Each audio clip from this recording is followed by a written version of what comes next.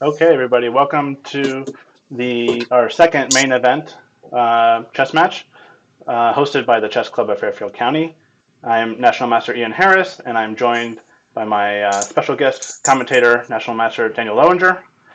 And we have our two players today. First up, Andrew Dexter. He is an expert level chess player. For his day job, he's a math teacher, and he also is an instructor with us at the Chess Club of Fairfield County. So welcome, Andrew. Hello. And we have in the bottom left corner, National Master Alex Eydelman. He is president of the National Education Chess Association and also a certified FIDE trainer. Is here joining us as well. Hi, Alex. Hi, how are you? And so thank you everybody for joining us, tuning in to check out the match. This is, as I said, our second match, and so we had a great time last time, very exciting, and we're looking forward to seeing a great battle today. So just as a reminder to the players and anybody watching, the match format is the players will start off with two rapid games. 15 minutes with a 2-second increment, and each of those games is going to be worth 3 points each. Those two games will be followed by a quick 5-minute break, and then a series of blitz games. The time control will be 3 minutes with a 2-second increment, and they'll play as many of those games as they can until the time expires. Those games will be worth 1 point each, and the winner of the match, of course, will be the person with the most points by the time runs out at 5 o'clock. So that is the match format. And gentlemen, if you are ready, if there's any last things, final comments you'd like to say, now's the chance. Good luck. Thank you very much for leading us, play. Yeah, we're looking forward. To it. Watching. Yeah. Okay, so if you guys would like to, so they're going to mute their microphones and their sound, so they won't be able to hear the commentary, and then you guys are all set to get started then. Okay. Good luck. Good luck. Thank you.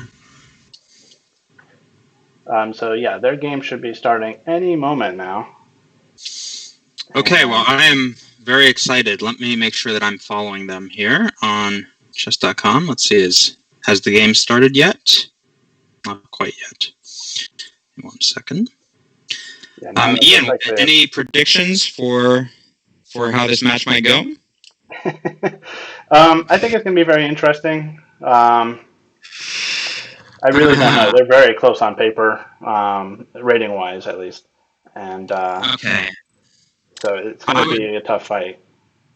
I would like to pin you down to a prediction because last week you commentated my match against National Master Koganov, and I think that you were a little slippery with the predictions. So I'd like to get you pinned down here on something. So fair enough. You're going to put me on the spot right away, huh?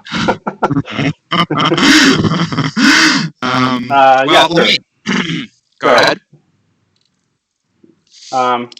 Well, since you put me on the spot, I actually think that the rapid games are going to favor Andrew, and probably the blitz Eydelman. So, if Andrew can pull off a win in one of these rapid games, I think that'll go a long way for him winning the match. So it's going to depend a little bit on the rapid portion. Okay, well, that is very interesting. I have never played Andrew. I've definitely played Alex over the years many, many times, and he's always struck me as a very solid player and a very methodical player who knows his openings very, very well. So, yes, however, Andrew Dexter has a very unusual, wild repertoire, as we are seeing already on the board. Okay. And, so I'm curious to see how that's going to throw off Alex, if at all. Should be really interesting to see the two clashing styles. Yes, that promises to be very, very interesting. So what do we have here? We have some kind of Pierce defense from Alex and F3. Yeah, I mean, I guess white has the option now of transposing into a King's Indian. Sometimes this can be a little bit annoying for players on the black side, I think, who are trying to play against e4, that white can transpose into a d4 opening. So if he plays, in other words, if white plays pawn to c4 here or at any moment, then we're going to wind up in the King's Indian defense. So it will be interesting to see what happens. So bishop to e3. There's a rule in chess, I think, a guideline about developing your knights before your bishops. It looks like one of these players is taking that a lot more seriously than the other player. Yes, that's true. Okay. By the way, I do have, I can pull it up here, their lifetime record between the two players. Very interesting. So, yeah, for those of you that are watching, you should be able to see now the lifetime score between the two players. They've actually played quite a few times in classical chess, and with the results heavily favoring Alex. 3 wins for Dexter, 3 draws, and 8 wins for Alex Eydelman. So, yeah, if anybody out there was making predictions, I guess that would have been useful information to have. But that's in classical chess, of course. Blitz is another story in Rapid. Yes. I mean, having done one of these myself now, I have to say that you don't know how much stock I would put in that, and also it's online, which feels a little bit different, and has a different score, a different feel to it, and a different sort of mindset, I think. So, okay, yeah. But anyway, I think very logical the way that white is playing, just trying to hold his center together, and of course, in these openings. These pierced opening that black is playing, black is ceding the center. He's giving white the strong pawn center, but he's hoping that his powerful bishop on g7, which is sort of cutting across the board, and then his piece play, like his knight on c6, is going to be enough to sort of decimate the white center at some moment. Very interesting position on the board. Yeah, and both players are taking their time, aren't they? Yes. It's only been a few moves, and well, both players have used 2 minutes. Yes, and I think that's probably, as you said, because we have such an unorthodox position already on the board. It's probably a new position for both players. But e5 is very logical, contesting the d4 square. I mean, black's play is really on the dark squares. That bishop on d7, he set himself up to contest the dark squares. He could have done so with pawn to c5 or pawn to e5, and now that his knight is on c6, I think it makes sense to do it with his e-pawn. And we basically have a King's Indian structure. And one idea that's in the position for black is playing knight h5, putting the knight on the rim, and then if white attacks it, let's say with pawn to g4, you can even sometimes sacrifice it on f4. So knight h5, g4, knight f4. If bishop takes, knight, pawn takes, you can see that g7 bishop would just totally come alive and be attacking down on b2, and it would just cut across the entire center of the board. So it's going to be a very dynamic position with a lot of tactical elements to it. I think it's pretty interesting. And so white definitely wants to try to keep things closed, at least for now, so they can get on the other hand, they want to get a queenside attack going. But Correct. That's going to take some time to get those pawns marching down the board. Correct. Yes. So white can play for c4, c5, moving his c-pawn down the board, trying to get an open file on the c-file for his rook, maybe an invasion point down on c7 if he can get knight c3, knight b5, knight c7 at some moment. Black might play for pawn to f5. These would be sort of typical King's Indian ideas. Another interesting idea for white is to actually preempt black's strategy and play g4 himself. Like let's say right now, I might consider, if I was playing white, to play g4. And that, of course, prevents the knight on f6 from going to h5 and, kind of puts a clamp down on the king's side. Okay, but he chooses bishop h6. He's trying to simplify the position and eliminate that potentially powerful dark square bishop. Yeah, very interesting. By the way, Dan, I wanted to ask you, because you played in the first of these matches that we've ever done. What do you think? What were you thinking going into the match psychologically about the importance of the first 2 Rapid games? Well, I have to say, it took me a while to kind of get my bearings, and I think the recording of the first match is up, so I encourage everyone, if you're interested, to go and see that match. It was really fun to play in, but the first game I got sort of blown off the board. And you returned the favor in the second game.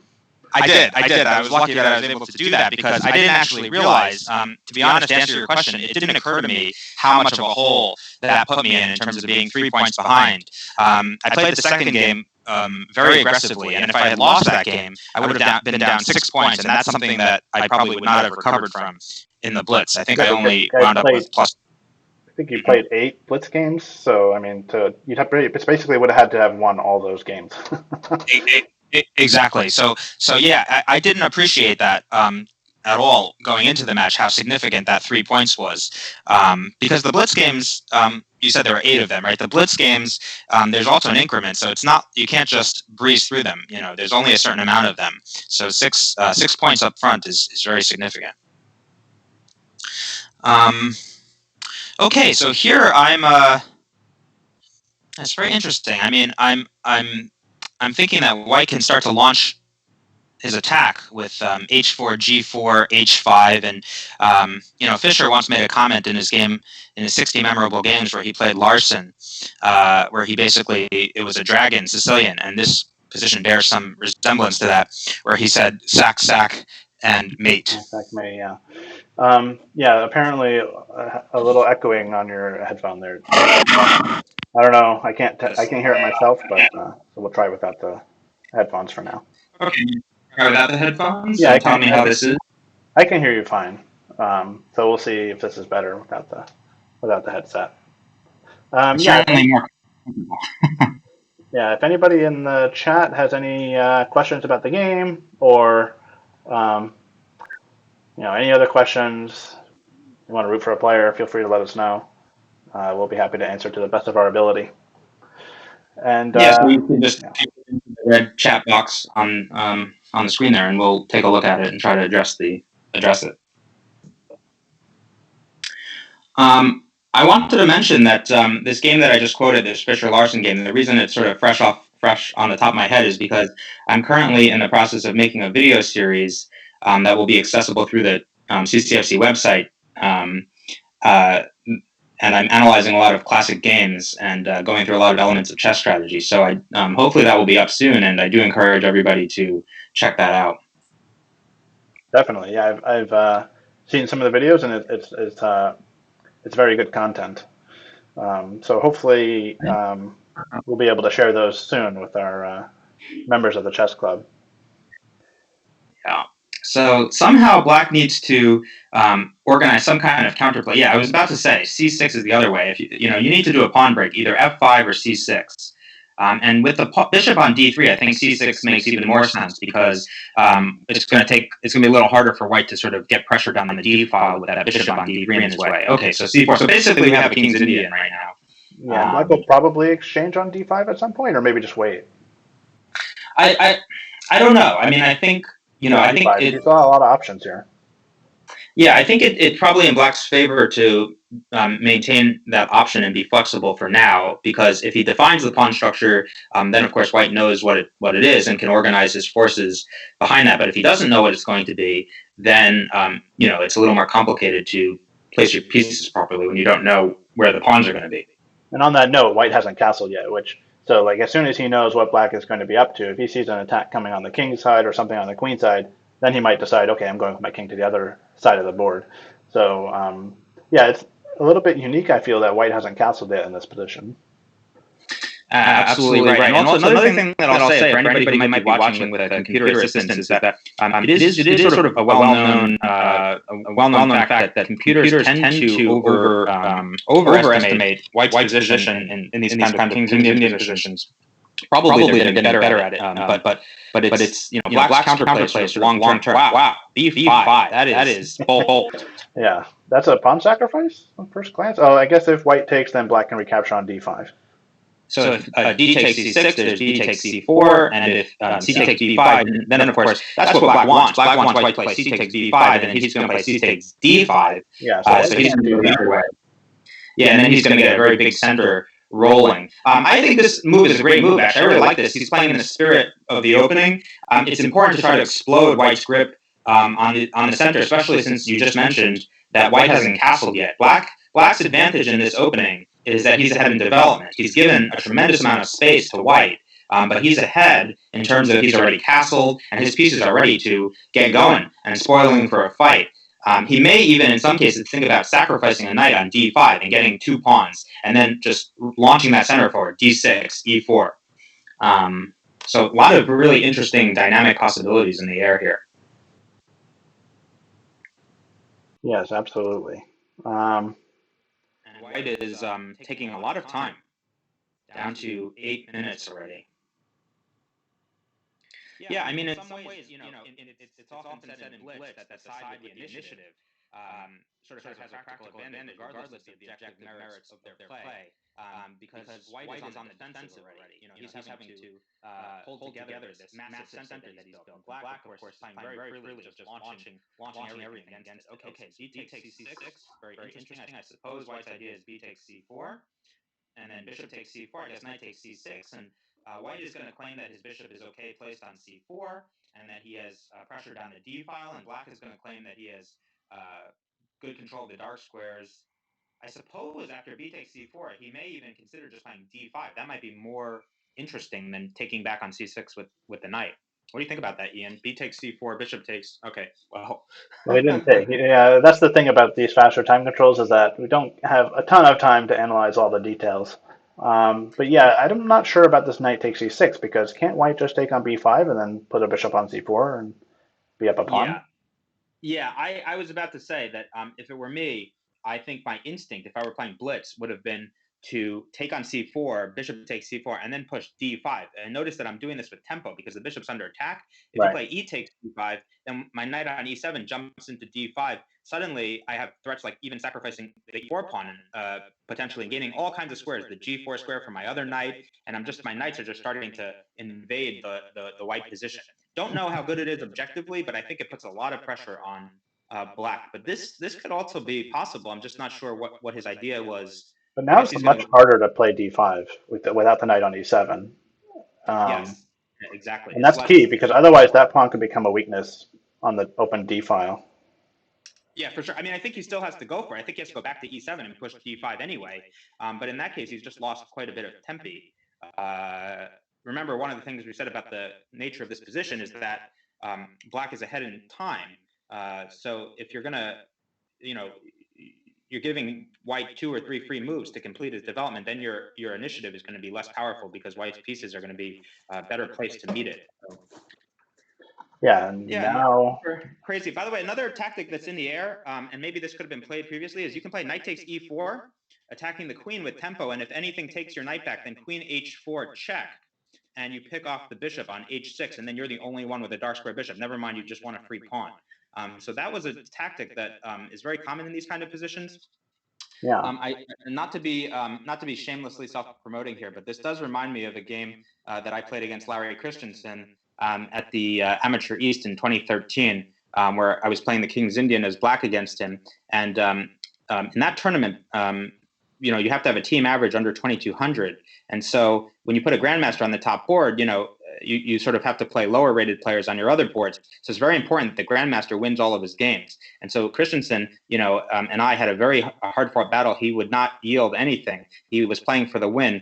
And a lot of these themes came up in that game. And the reason I'm bringing it up is because I also have a video that I made on that game. So I direct everybody That's right, yeah. To that if you get a chance. But in any case, I don't like bishop h6. I don't like what black is doing here. I think now he's losing time and he's bringing the queen over to h6. I don't think that helps him at all. Okay, so his idea is knight to b4. Yeah, I thought he could play that move before, actually, because the queen couldn't actually take it. It would hang the bishop on h6. It was maybe a little bit trickier way to do it, but this is similar, I suppose. And a draw offer. And he offered a draw. Okay, so I think that that's really a sign. When you offer a draw right out of the opening like this, I take that as a sign that you do not like your position.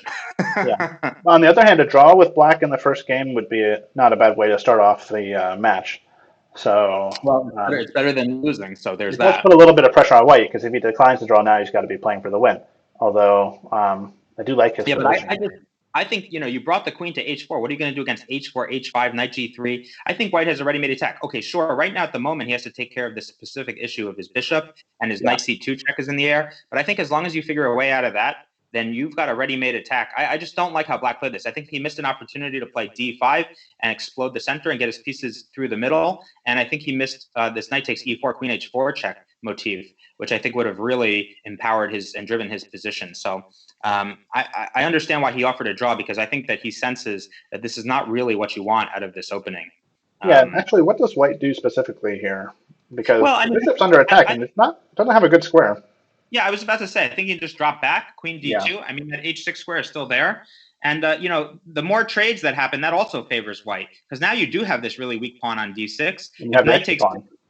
Yeah, and this is white's bad bishop, right? Because it's locked in behind all of his pawns. So if knight takes, bishop, queen takes, and then knight c3, knight b to c3, some rook goes to d1, and black's white squared bishop is going to be completely boxed in by all of these white colored pawns. And then the d6 pawn is just a tremendous weakness. I just don't think this is going in black's favor. I'm going to come out with a prediction here and go with a white win in the first game. So book it. Yeah, well, that would follow the pattern from the last match. Both of the rapid games in the last match were won by white. You mean in my match? In your match, yeah. That's right. White won the game, but I did not offer a draw. There was no draw offer, that's true.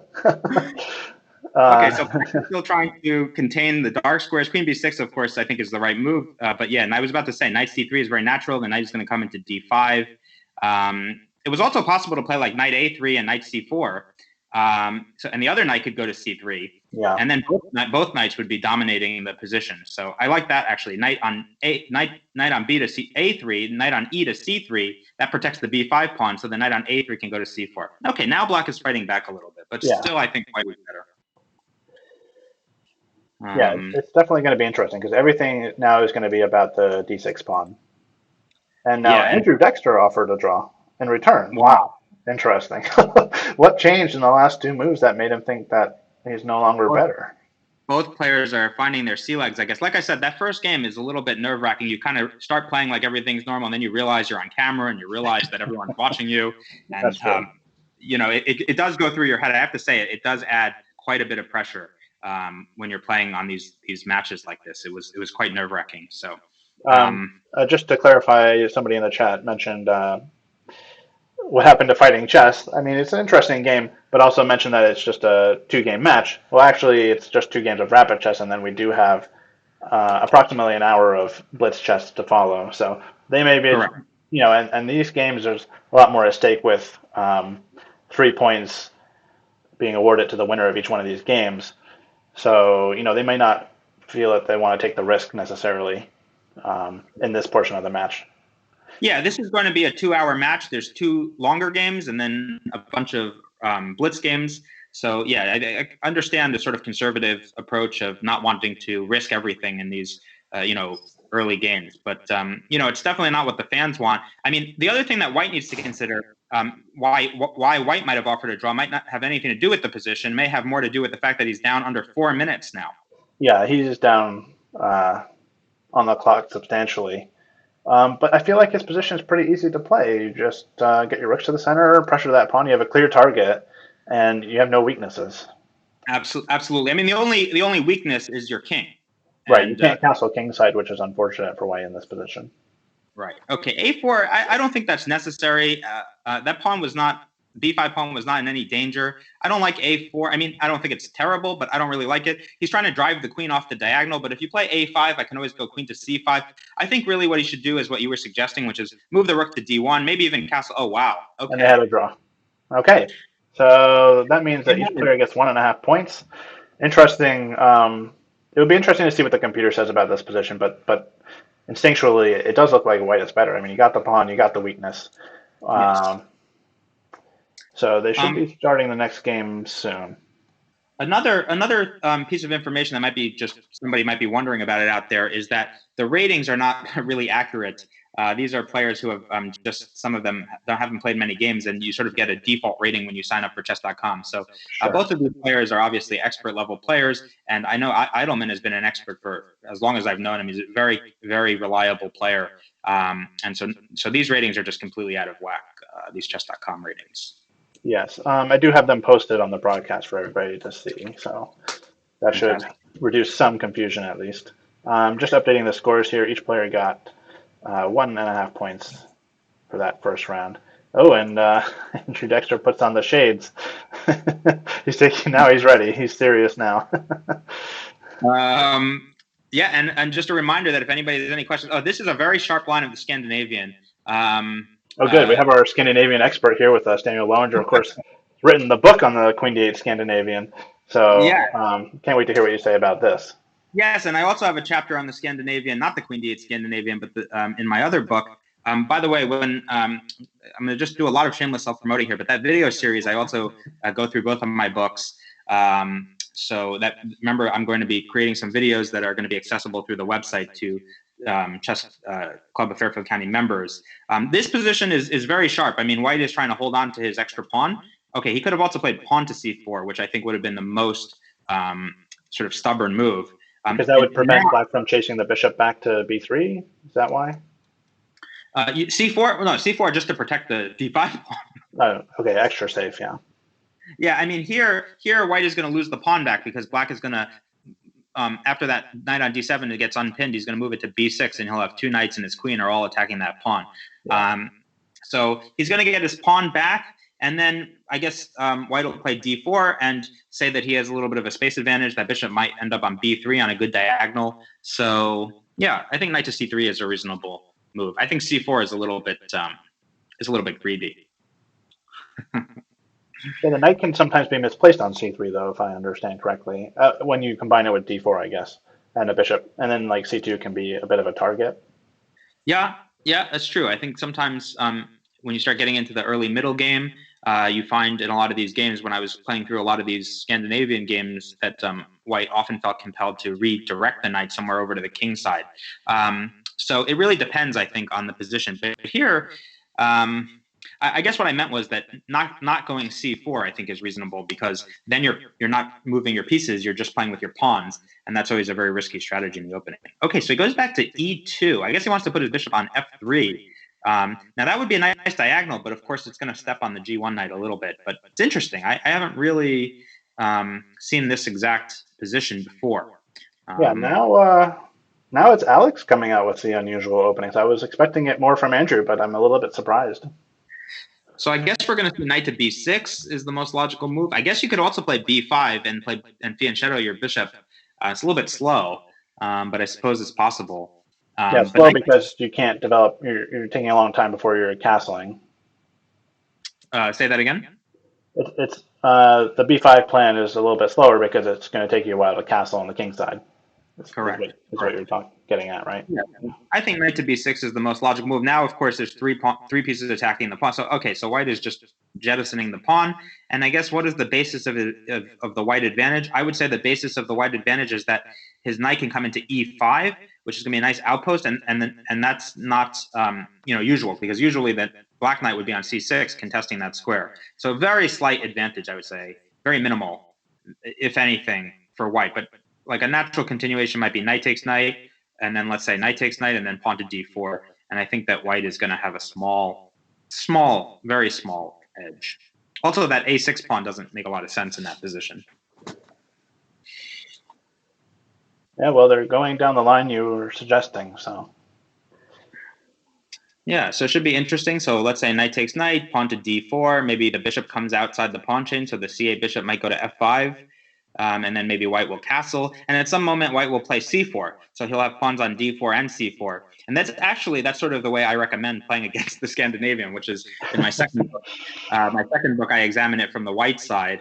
And some very fascinating games, by the way, on the White side with the knight f3 line instead of knight to c3. So I do recommend that you check out the videos if you can, because I think I made some nice videos on those games, and it was nice to revisit them in more detail.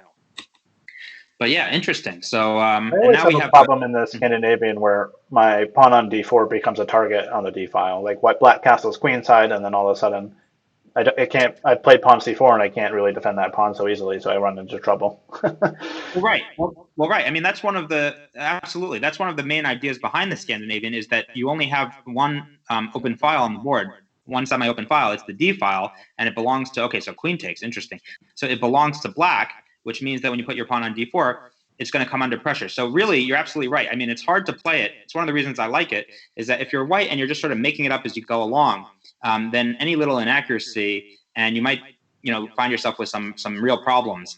If you're well prepared, then this line with D4 and C4, I think you can play it. But there are some very, very sharp and interesting lines. And actually, I think in the most recent edition of Chess Life, this was pointed out to me by one of the viewers who's watching the games now, that my game against Mason Shibit, 2300 level player, I think he's a FIDE master, from a recent tournament where we played in the penultimate round, I was white on in a similar Scandinavian with knight f3, and he played a very sharp line with early queen to f5 actually, and castling queenside and the whole deal. And I ended up getting into a rook ending up a pawn, but then I made a horrible blunder, just a horrible blunder. But still an interesting game, and it's in the most recent edition of Chess Life, I think. So, yeah, there's a lot of. But again, I have a chapter on this line in my second book, Opening Originals, and they're just very interesting. There's even a line where I think it was played by Vachier Lagrave, one of the best players in the world, where he never plays d4 at all. He just plays c3 and b4, and he just starts attacking on the queen side. Yeah, I saw that you included that in one of your video clips for us to include in our library. Yeah. So that was a very interesting concept to me too. Like normally, everybody moves their d pawn so the bishop can get out, but he just delayed it for a very long time. It was really something very interesting to watch. Yeah. So this opening is a lot of rich and unexplored territory. You often see Magnus Carlsen playing it actually online in Blitz. He plays some of these matches as well, and you can see him trotting out the Scandinavian quite frequently as black. So a lot of rich and unexplored territory there. Yeah, well, the players are certainly taking their time. I mean, once again, it's a 15-minute game, and they're almost a third of the way through their time, and they've only played 8 moves. Yeah. So, yeah, and this version of it strikes me as not so good for black, because here, if you try to play this bishop g4 and castles queenside stuff, I mean, usually you would have your pawn on e6 instead of on a6, and the pawn on a6 means that you're a little slower, a little behind in development, and that pawn on a6 can also be a target, because what white's going to do is he's going to play c4 and b4 and a4 and queen, and start attacking and launching some kind of massive attack against the black king if he castles queenside, and that pawn on a6 can prove itself a target. It could be you might sacrifice a bishop there, and then queen takes a6, or to just blast open the black king shield. So I don't like the way that black has played this with the move a6. I don't think fits the position. So yeah, it'll be interesting to see what black decides to do if he decides, well, maybe I just have to play e6 and castle queenside or something like that, or kingside, I mean. Yeah, and once again, anybody who, if you're watching and you have some questions about the position that we can help answer, or any questions about anything at all, we're here for a couple hours. So, I should have brought a water bottle, actually. I've got this old water bottle. I'm talking for 2 hours straight. Okay, so he plays e6. So he's playing this more conservatively, which I think is the right approach, because if you play it aggressively and you already have lost the tempo with a6, then I think that's probably not so good. So better to just be hunkered down and try to be safe, I think. Yeah, and what's the plan for the white squared bishop now? Because obviously you've blocked it. So is it to go bishop d7, bishop c6 at some point, or b6, bishop b7? Yeah, I mean, I think the first priority is probably to just get your king safe, like move the dark square bishop and castle. Sure. And then and not be too worried about that light square bishop just yet. But yeah, eventually, of course, you're gonna have to develop it. You could also maybe consider fianchettoing shadowing at b6 and bishop b7, but I mean, it's an issue. It's an issue because you're going to create a weakness on the c6 square. You're going to create a weakness on that a8 d5 diagonal. So white can play a move like knight e5 at some moment, and then bishop f3 if you've moved b6. So yeah, I think black's position is worse. I mean, Yeah. Is game 15 an awkward time control? It's a question in the chat. I think it is, because it's very rare to have that format. I mean, where else do you ever play a game 15? I don't know. It's either like you're playing 3 or 5 minutes, or you're playing 30 minutes or more. So this is somewhere in between, and it's hard to adjust if you haven't practiced it some. Yeah, definitely. I mean, that first game that I played in the last match, I mean, I think if you look at my time management, I think you guys made a lot of comments on my time management, you and Ryan. I mean, it's But important. I mean, I here mean, we're talking about it. Black's down, 3 minutes already.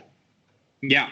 Yeah, and I understand where he's coming from because I was in the same position. I was down tremendously, and Koganov launched an attack in that first game. It was not, I think, objectively speaking, it was not particularly it shouldn't have been super sound, but I wasn't able to find the moves, and I was feeling the heat, and I was adjusting to realizing that I was on camera and my game was going live, and so there was a lot going on in my mind, and you can easily have your time just ticking and ticking, and you don't even realize it. So.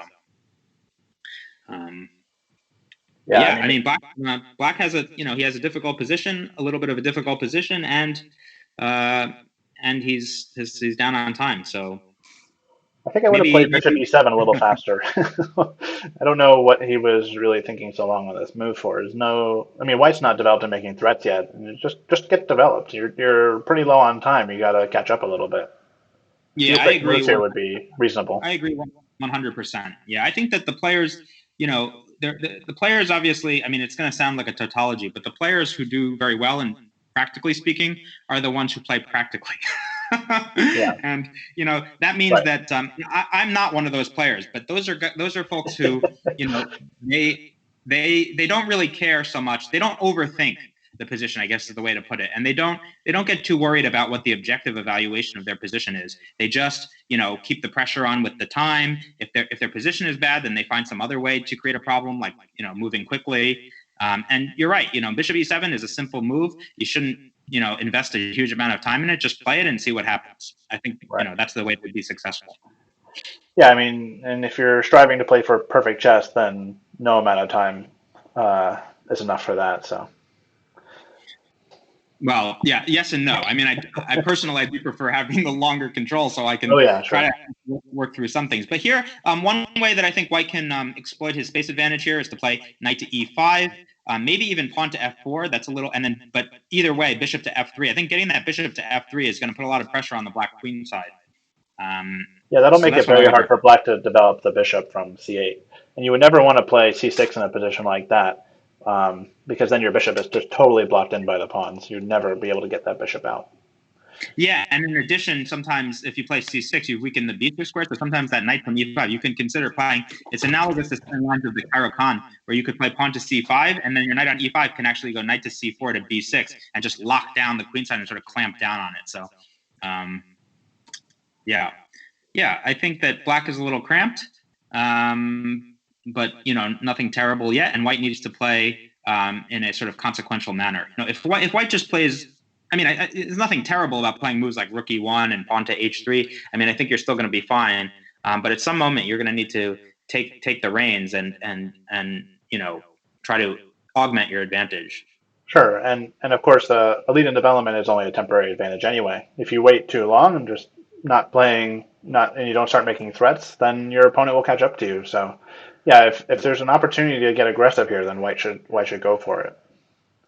Yeah, agree. And of course, here he has a development advantage as well as a space advantage. But like you said, if he just sort of dawdles his time away, then the bishop could come out to d7 to c6 is one possibility. That's why I like knight e5 because it discourages that bishop from moving. Because if it on d7 we might keep it there, but if you get to c6, I'll snap it off and.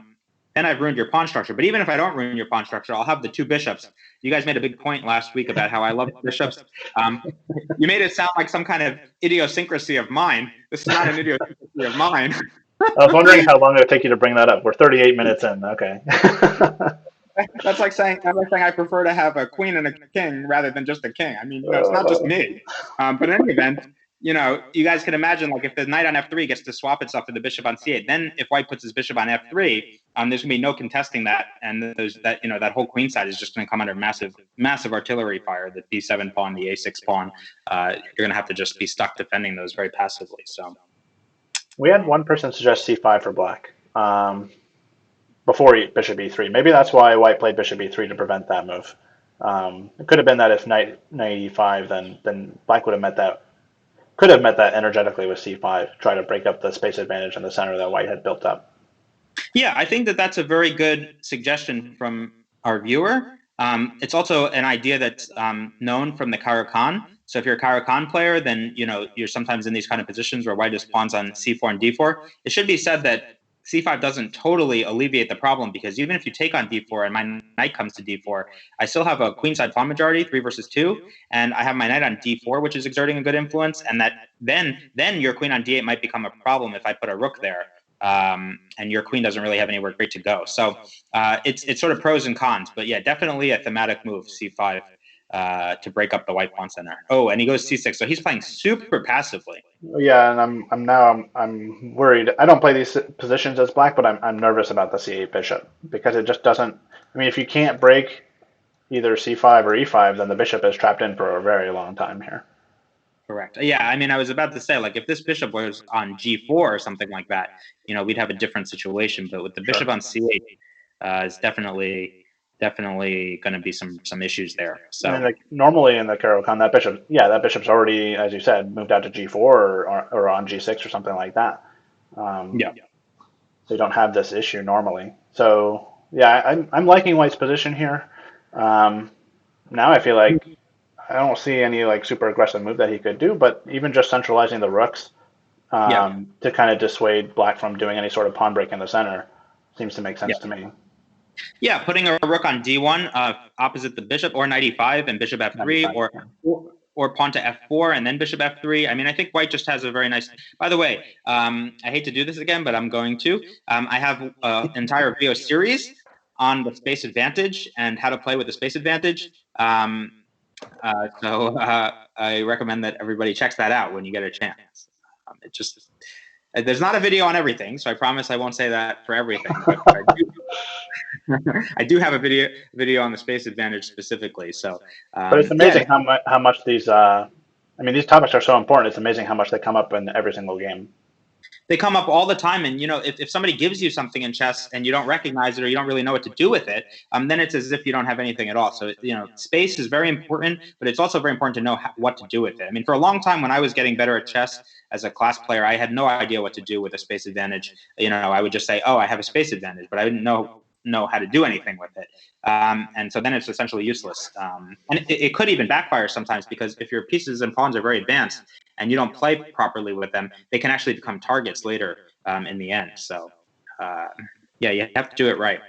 Yeah, I would be struggling to find a move in this position for black, because b5 is not possible because c6 hangs, and I honestly don't know what other move there would be. Okay, a5, but again, feels slow to me. Yeah, I mean, it's definitely slow. I think that black had to do something. I think a5 is as good as anything else. The pawn, I think, is better on a5 than it was on a6. So at some moment, he might play a4 and gain some more space. The rook might be able to come out in some late stage endgame. The rook could maybe come out and develop through a5 if white allows the pawn to get to a4. So actually, I think it's a good move. You have to do something. You have to fight back, and sure. I think this is a reasonable move. Now, remember when we talked about c6 initially, I mentioned that it weakens the b6 square. So black does have to be careful about either, at some moment, white might consider pushing his pawn to d5 and then putting his bishop on b6, and you have to be careful your queen doesn't get trapped. Also, pawn to c5 and knight c4 b6 is an idea. So, yeah, there are certain things that just have to keep in mind here. Yeah, but white seems to just be playing it solid, developing. I like the approach. I don't think you don't need to go for the kill right away here, because black is so slow in developing. I mean, black is also very solid. There's no obvious weakness to target either. That's right. And that's why, I mean, I think, like I said, if it's very interesting with chess strategy, because if you sort of dawdle and don't try to exploit things, then you run the risk of letting the opponent improve his position. And like you said, I mean, the position is passive, but other than that, it's very solid. Now he has the a5 square. His queen can come out to a5. His rook can come out to a5. I think I like what he's done in the last two moves. I think that the black position has improved considerably in the last two moves.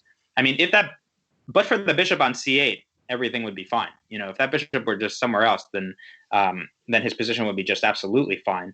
But here he's gaining a little bit more flexibility and squares for his pieces. So yeah, I think white needs to play.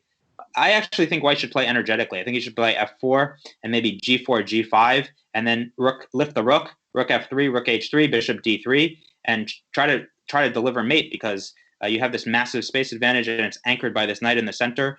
And I think that's I think you should play on the king side here. Yeah, if you give black enough time, they're going to figure out what to do on the queen side. So maybe now is the time to begin putting some pressure on black's king side before black can figure out how to liberate his bishop. Because queen c7, now black's gearing up for, well, now b5 is a possibility. Well, it's not quite safe yet, actually, but Well, I mean, maybe b6 c5. or something. Yeah, b5, maybe maybe knight d7 to trade off the e5 knight. Maybe bishop d6. Maybe, I mean, so I think you should play f4. I don't think you want to lose that strong point. If you play f4, then if black plays something like knight d7, knight takes e5, you take back with the f pawn, and that actually increases your central advantage. And okay, so bishop f4 I don't like so much. Because you don't have an easy way to activate your f1 rook anymore. I like the idea of getting it either up the open f file or doing some sort of rook lift over to h3. But now the bishop is kind of it's not aiming at anything on that diagonal, and d4 is a little bit weaker now as well. Yeah, I don't like. Brian Weiss is saying hello, Ian/Dan. We are two people, so I will say hello, Brian. My understanding of the slash mark is that it's it's sort of like Harvey Dent and Two-Face. It's like Harvey / Two-Face. But okay. Yes, we've been doing matches. He says, I hope you're doing well at home. We hope you're doing well as well. And I've noticed that CCFC has been doing matches between club regulars. Is there any way for me to get involved? Yeah, absolutely, I think. Right, Ian? Oh, yeah. You can reach out to us if you're interested in participating in some of these matches. We are trying to schedule some more. So we have some more on the docket. And but if anybody is interested in this or any of our other events, yeah, you can certainly send us an email. It's ccfc@fairfieldcountychess.com, and let us know that you're interested in participating. If you have somebody that you want to challenge, yeah, we could see if we could set up a match for you even. And another draw offer from White. Wow. And a draw. Wow. Wow. Wow, Okay. that's something.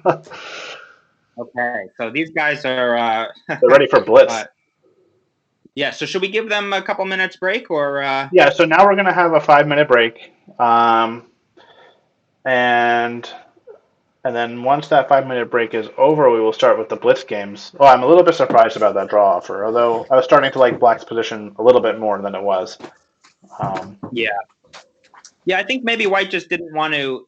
I mean, the thing about chess is, if you want to win and not just make a draw, you have to be, at some moment you have to sort of take the reins and just do it and go forward. And you have to play moves like f4 and g4 and g5.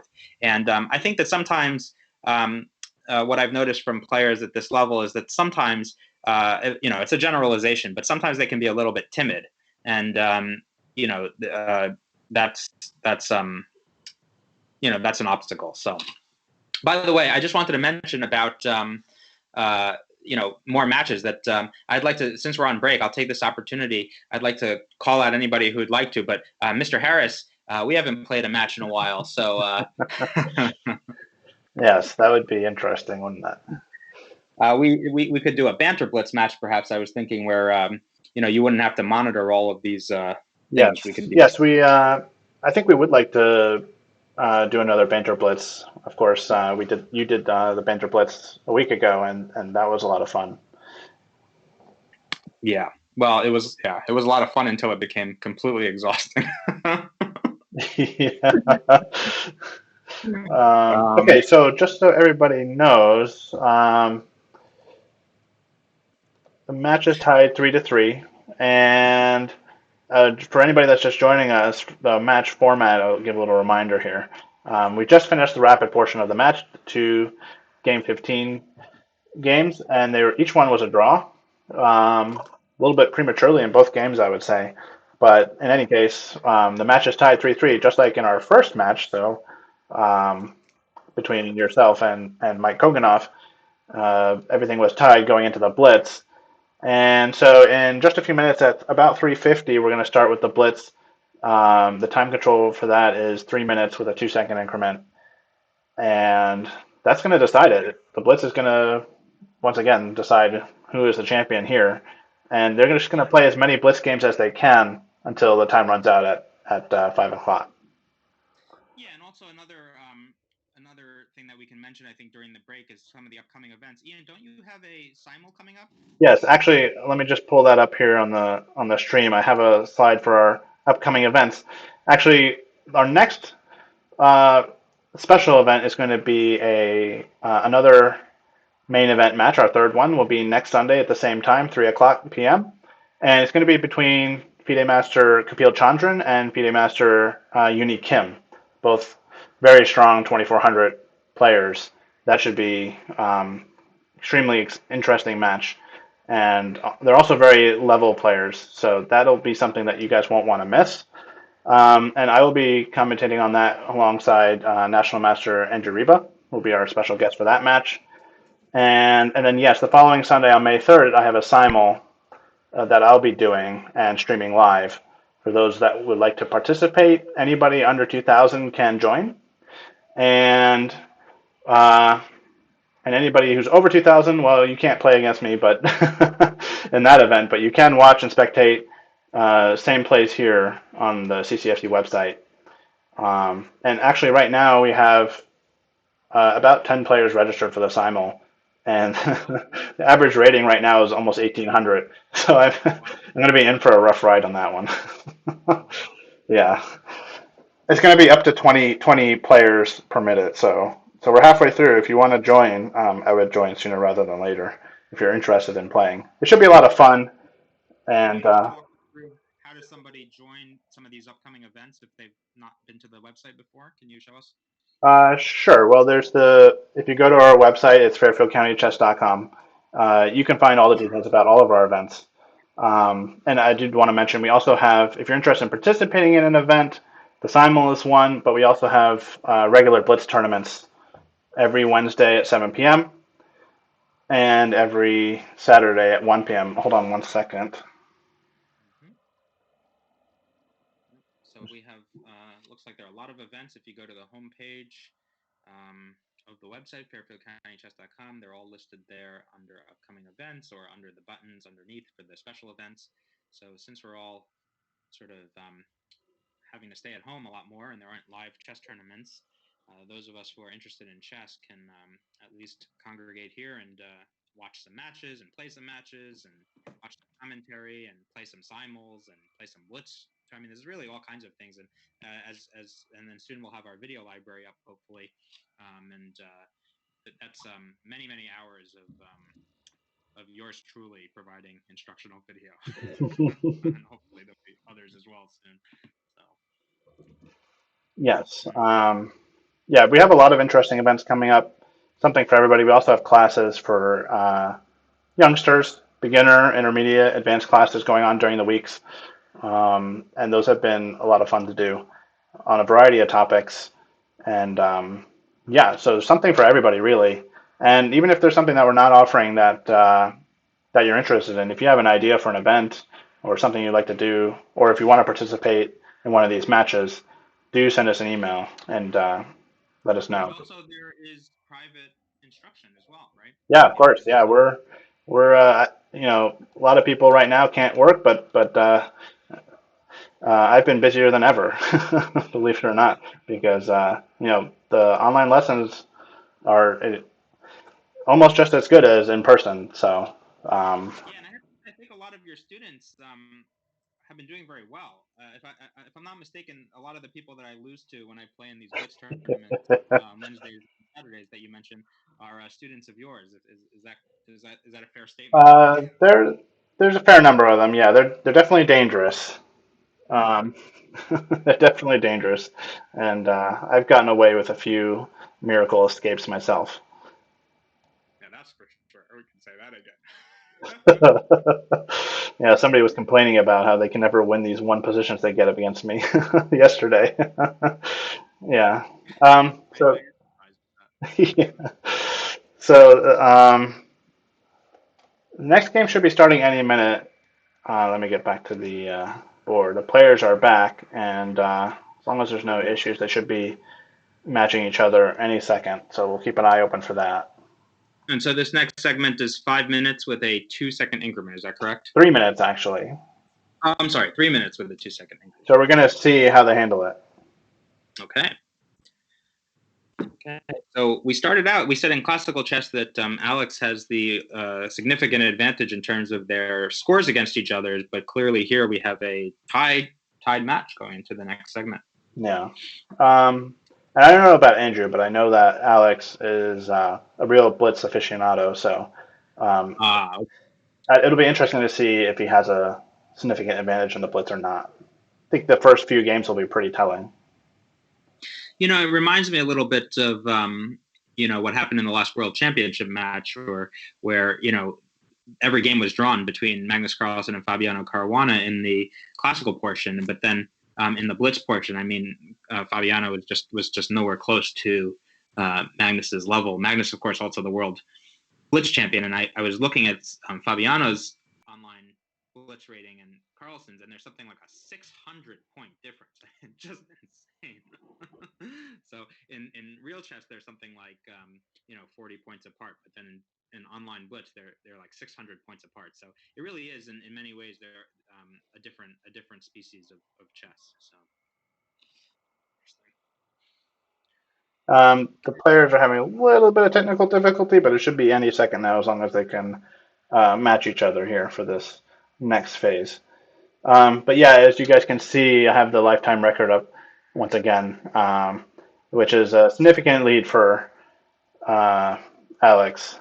But so far, this match is 2-2. It's tied 3-3.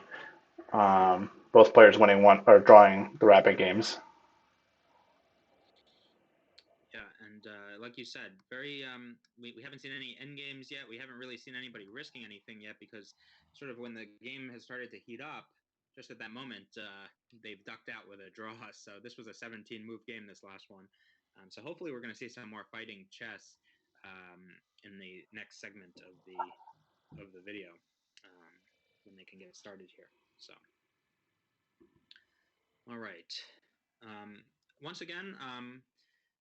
If anybody has any questions or questions about chess or questions about ways to stay involved with chess during this COVID situation, you can type it into the chat box, the red chat box on the right of your screen.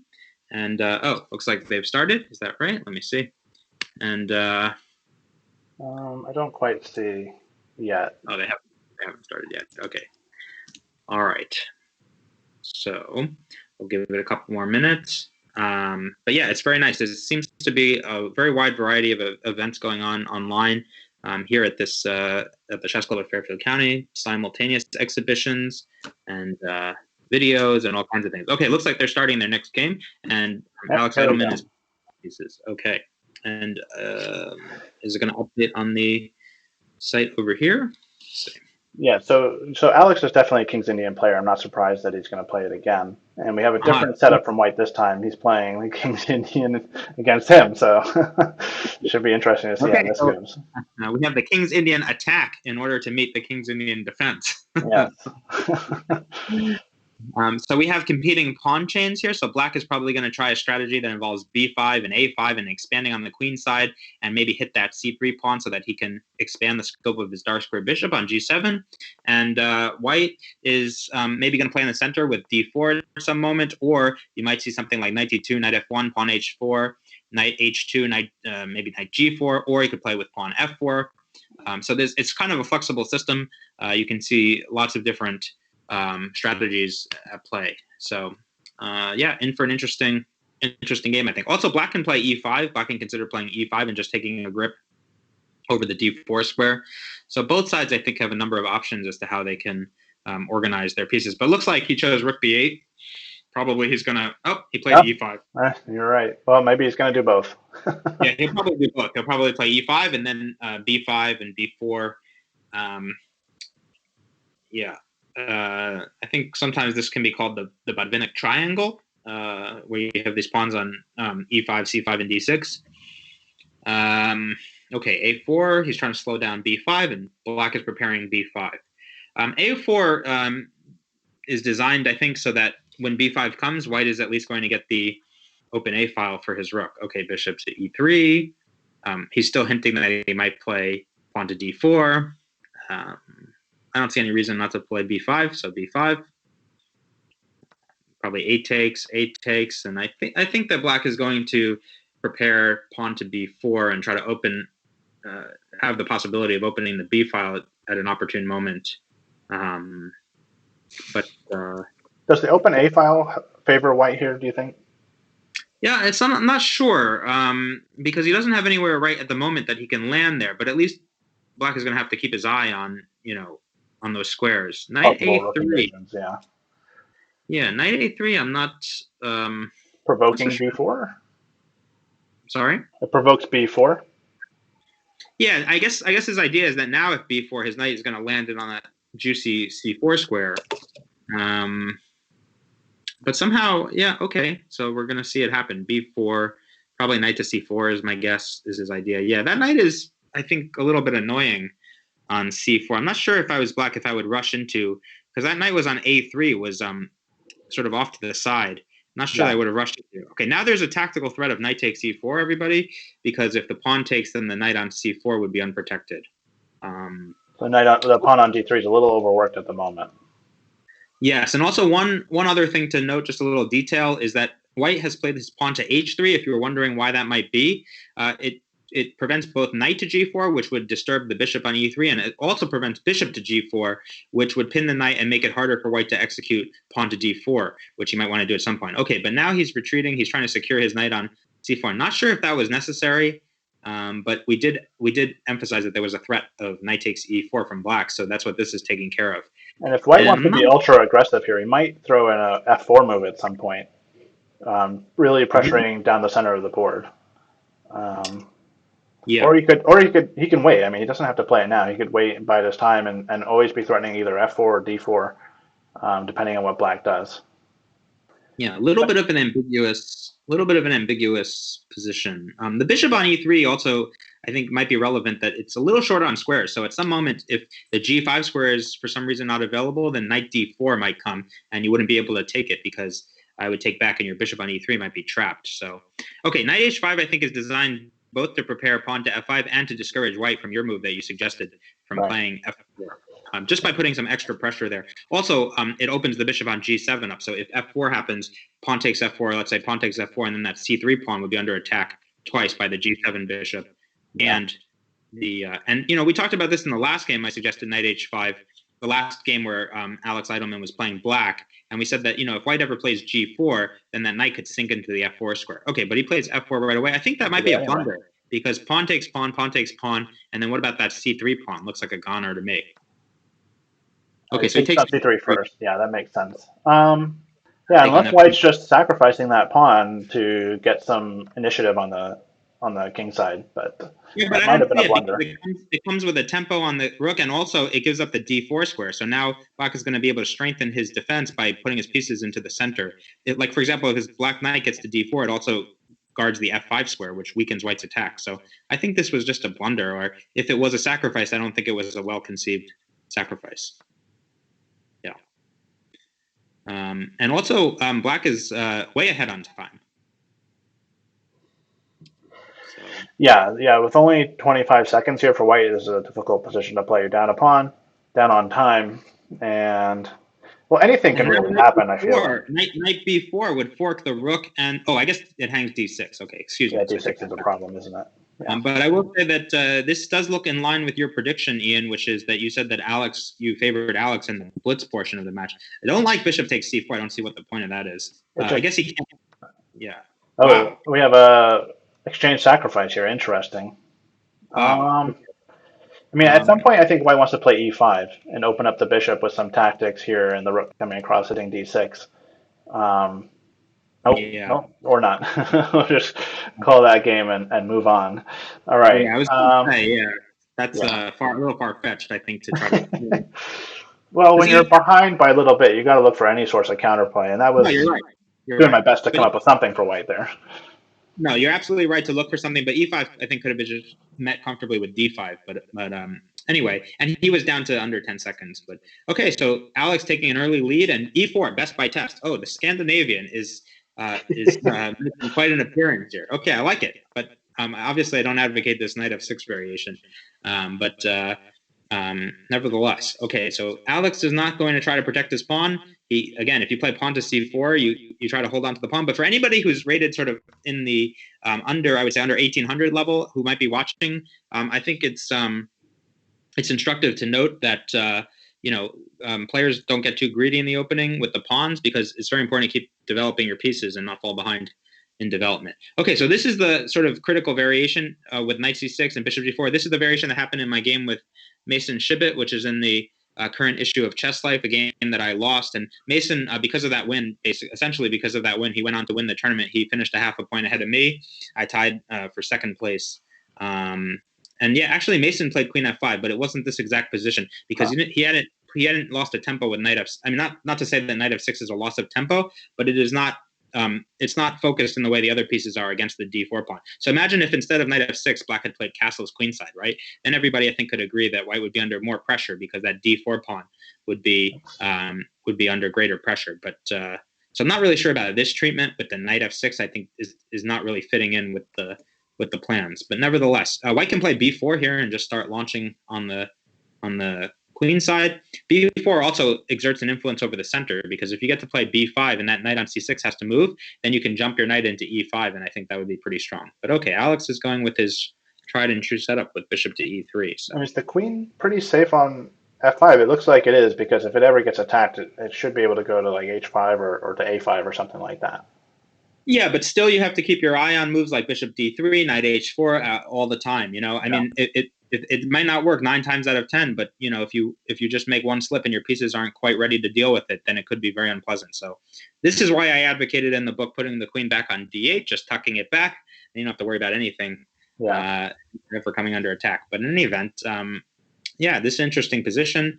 Of course, black is trying to develop. For example, if white plays h3, black may even consider playing h5 and just leaving his bishop there, or in some moment sacrificing on h3. You'd have to calculate that with the knight coming into d4. But yeah, okay, so he is losing some time deciding where he wants to put his queen. Obviously, now there's a threat of bishop takes knight and queen takes h2, checkmate. So this is going to force white's hand. But I don't tend to think these things work out for black. They look scarier than they are. For example, if you play h3, bishop takes h3, white doesn't have to play pawn takes bishop. White can insert a move like knight e5, which would obstruct the bishop on d6 with a tempo by attacking the queen. And I think that makes a very big difference to the position. And then recapture the bishop on h3 under much more favorable circumstances, because with the knight on e5, the bishop on e2 can participate in the defense. It could come to f3 or g4, and on f3 it could go to g2 and kick the queen out of h3. Yeah, so I don't think g3 was necessary. I think h3 could have probably been played, and a lot of times, black makes a couple sacrifices and then he just gets booted out of there. I've had a lot of games like that, and he just ends up being down a piece for a couple of pawns. I'm noticing a big difference in this game. Andrew Dexter is up a minute on the clock.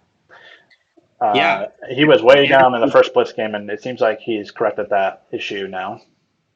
Yeah, I'd imagine the players have sort of settled in a little bit, and Andrew, of course, a game behind. He wants to make up ground, and he hasn't won a game yet, so I think he's going to want to. Okay, so what's happening? This is winning a piece. This is knight pinned. Can't move anywhere.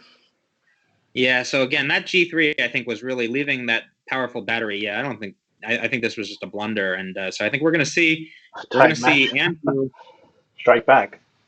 Yeah, we're going to see Andrew level the scores here, I think, because this is no good. There's no way to even get any compensation for the piece. I mean, you're losing your light square bishop or your knight, and the light squares around white's king are just. And you can't even play d5 because I'm taking with the pawn and then threatening your bishop on top of it. Yeah, d5. Well, okay, he's trying it. The idea is to give a spot for the knight, but. Well, bishop b5 can be met with just simply queen to h3 and queen to g2 mate. Never mind the fact that d5 pawn is under attack twice by the knight and the queen. So I think this is just going to be 0-1. Wow. And right out of the opening, 13 moves. Yeah, that's what I say. If you don't know this line, it's quite sharp. This line of the Scandinavian. If you're playing it with white and you're just sort of winging it, there we go. Okay. It can be very dangerous. So Andrew Dexter strikes back. Indeed. Well, we have ourselves a match. Yeah. I thought that was actually a very important blitz game because It would be easy to psychologically have lost the first game and then just Right? continue.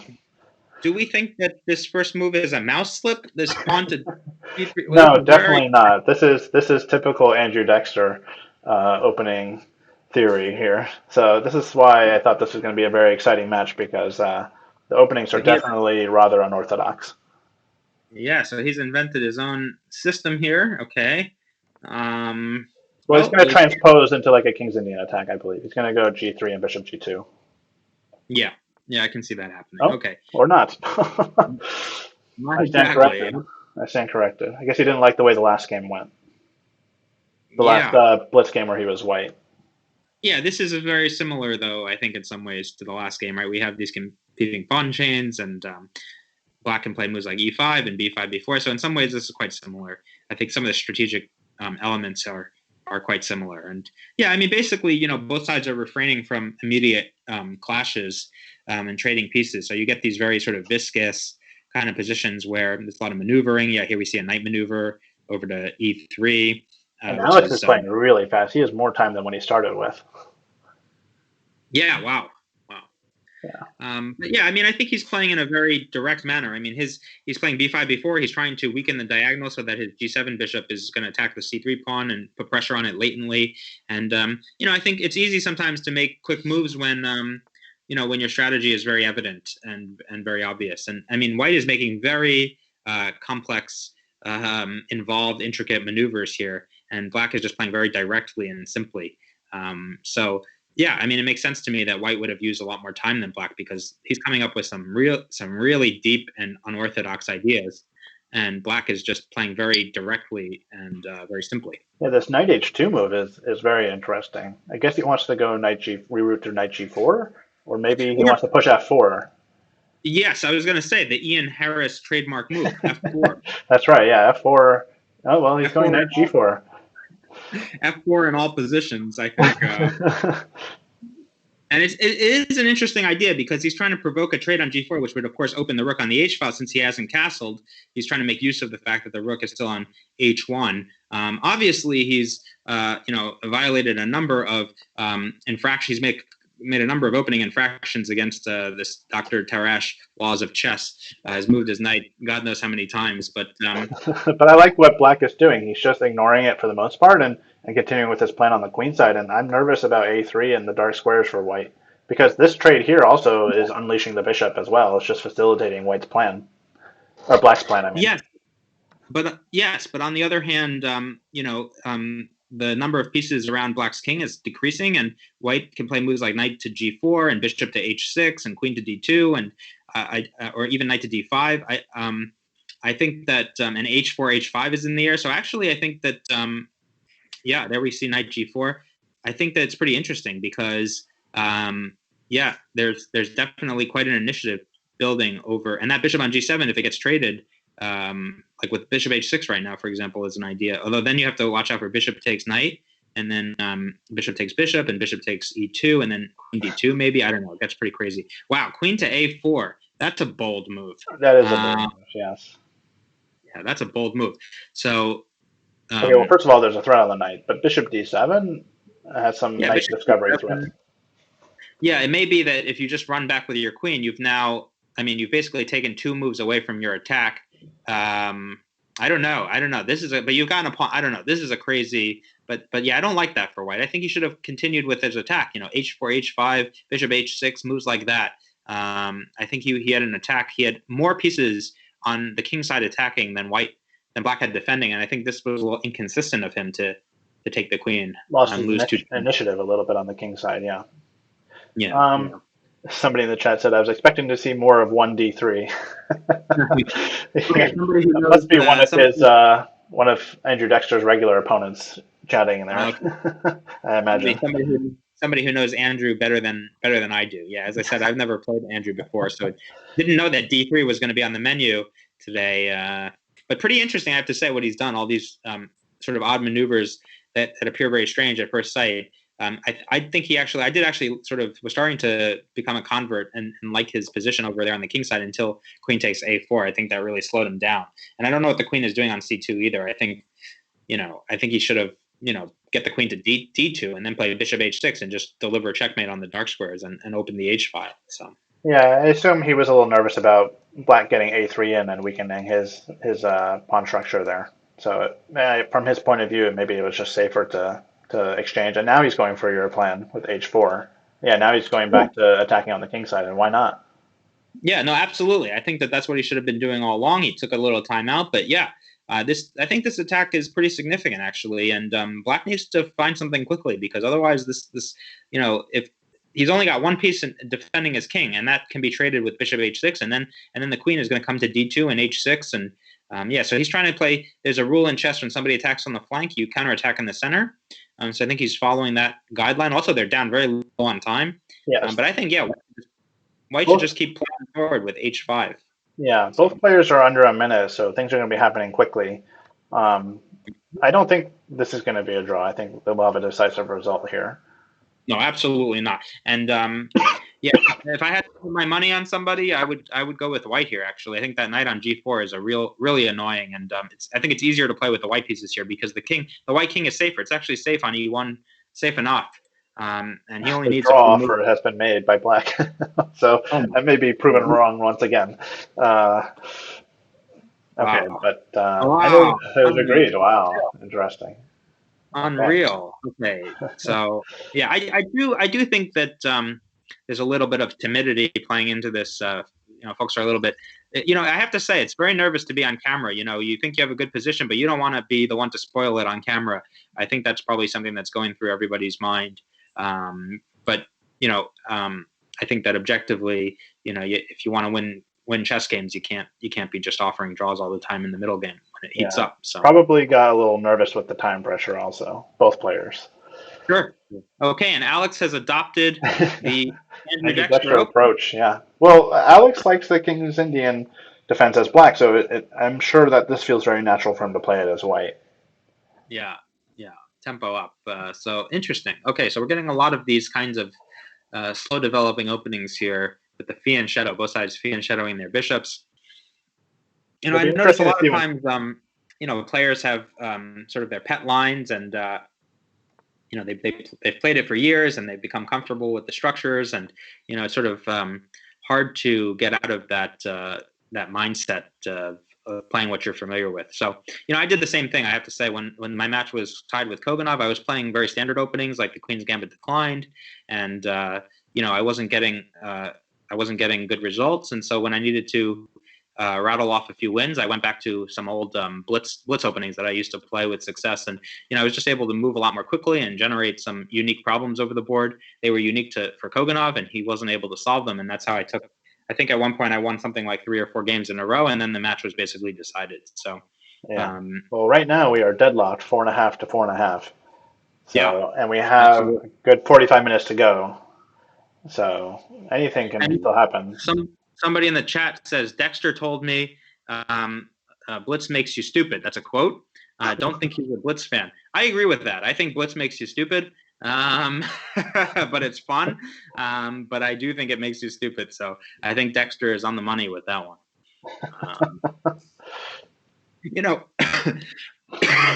I sort of mean that half facetiously, but I think that what happens, that what Blitz does is it sort of reinforces these patterns that you're already familiar with.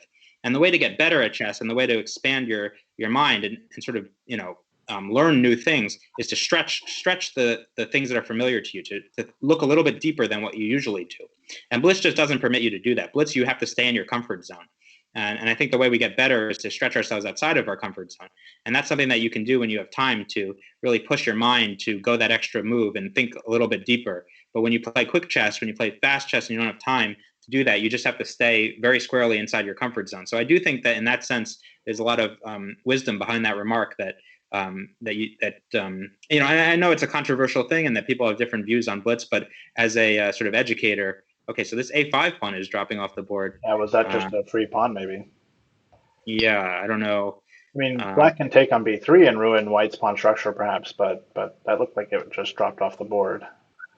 Yeah, I'm not sure why Black did that unless he just missed it, but I suppose you can play bishop takes B3, but then you're giving up your your bishop and you're giving the c file, and that I think those pawns they're not so weak because but c5 Well, now makes you sense. can't. Yeah, c5 makes sense because he's got a hold on the b4 square, and the extra pawn for white on b2 isn't really doing much. So might be okay for black. He might be fine.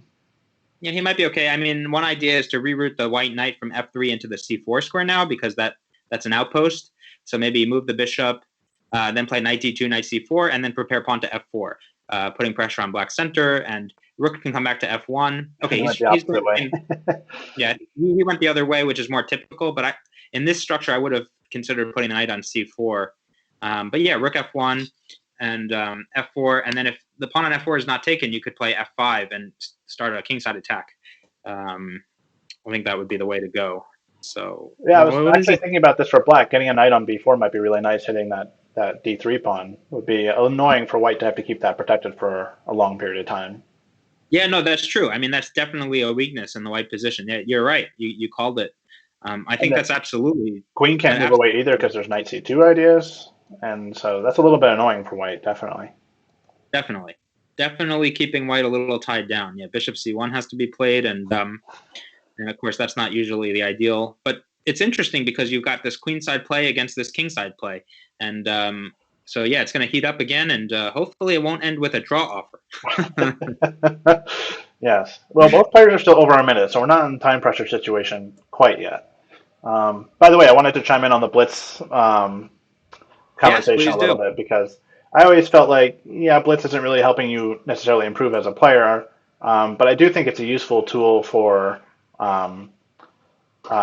learning a new opening, for example. If you wanted to practice something that you've been studying and you want to get a lot of games in, then it's a good way to do that. Yes, I'm going to continue that. Well, that could be a long-running conversation, but I should mention here, I think that white missed an opportunity. He could have sacrificed his pawn on f6 as a clearance sacrifice, and then put his knight into f5. And I think that would have been very powerful. Would have really helped his attack. Okay, I don't like pawn f6 though, because now I think that white can play on the h file. Maybe play h4, king f2, rook h1, and start to generate threats down the h file. But I think that pawn sacrifice would have been very nice because you see now the white bishop on g2 is basically a dead piece. But if he had done that sacrifice, he would have had the f5 square for his knight, and then he would have also been able to activate his bishop along that h3 c8 diagonal. Yeah, definitely, possibly a missed opportunity by white there. Yeah, those pawn sacrifices are sometimes hard to see because you're so obsessed with keeping all your material that, and you're not necessarily thinking first about piece activity, which is super important. And here, actually, I'm liking black's position now because look at how active the pieces are. The rook is coming down. There's a lot of pressure on d3. I'm nervous about white's queenside. A very double-edged. Yeah, I was going to say, you have to sacrifice because you need to change the direction of the game because the game was starting to turn in black's favor, as you said. But so now it's really everyone's just playing on instinct. Everyone's just throwing the kitchen sink. Probably you're going to see knight to h4, queen to h5. Forget the rooks. Knight h4, queen h5, knight g6, bishop h6. I mean, white needs to deliver a mate before black eats up everything. Okay, I think that it's just you're just going to start to see some craziness. But you're right. If you get hung up on material in these kind of situations, this is about dynamic chess. It's about getting your pieces into those squares. If you start getting hung up on preserving every pawn, then you're just not going to be able to do anything. So instructive, interesting, very interesting game. Yeah. So white definitely needs to get this attack going before the queen side falls. So knight g6 now with tempo would be good. Yeah, the queen side is collapsing. It's completely collapsing. You need to abandon ship over there, and you need to deliver. Rook d1 is I think that's terrible. I really look at this.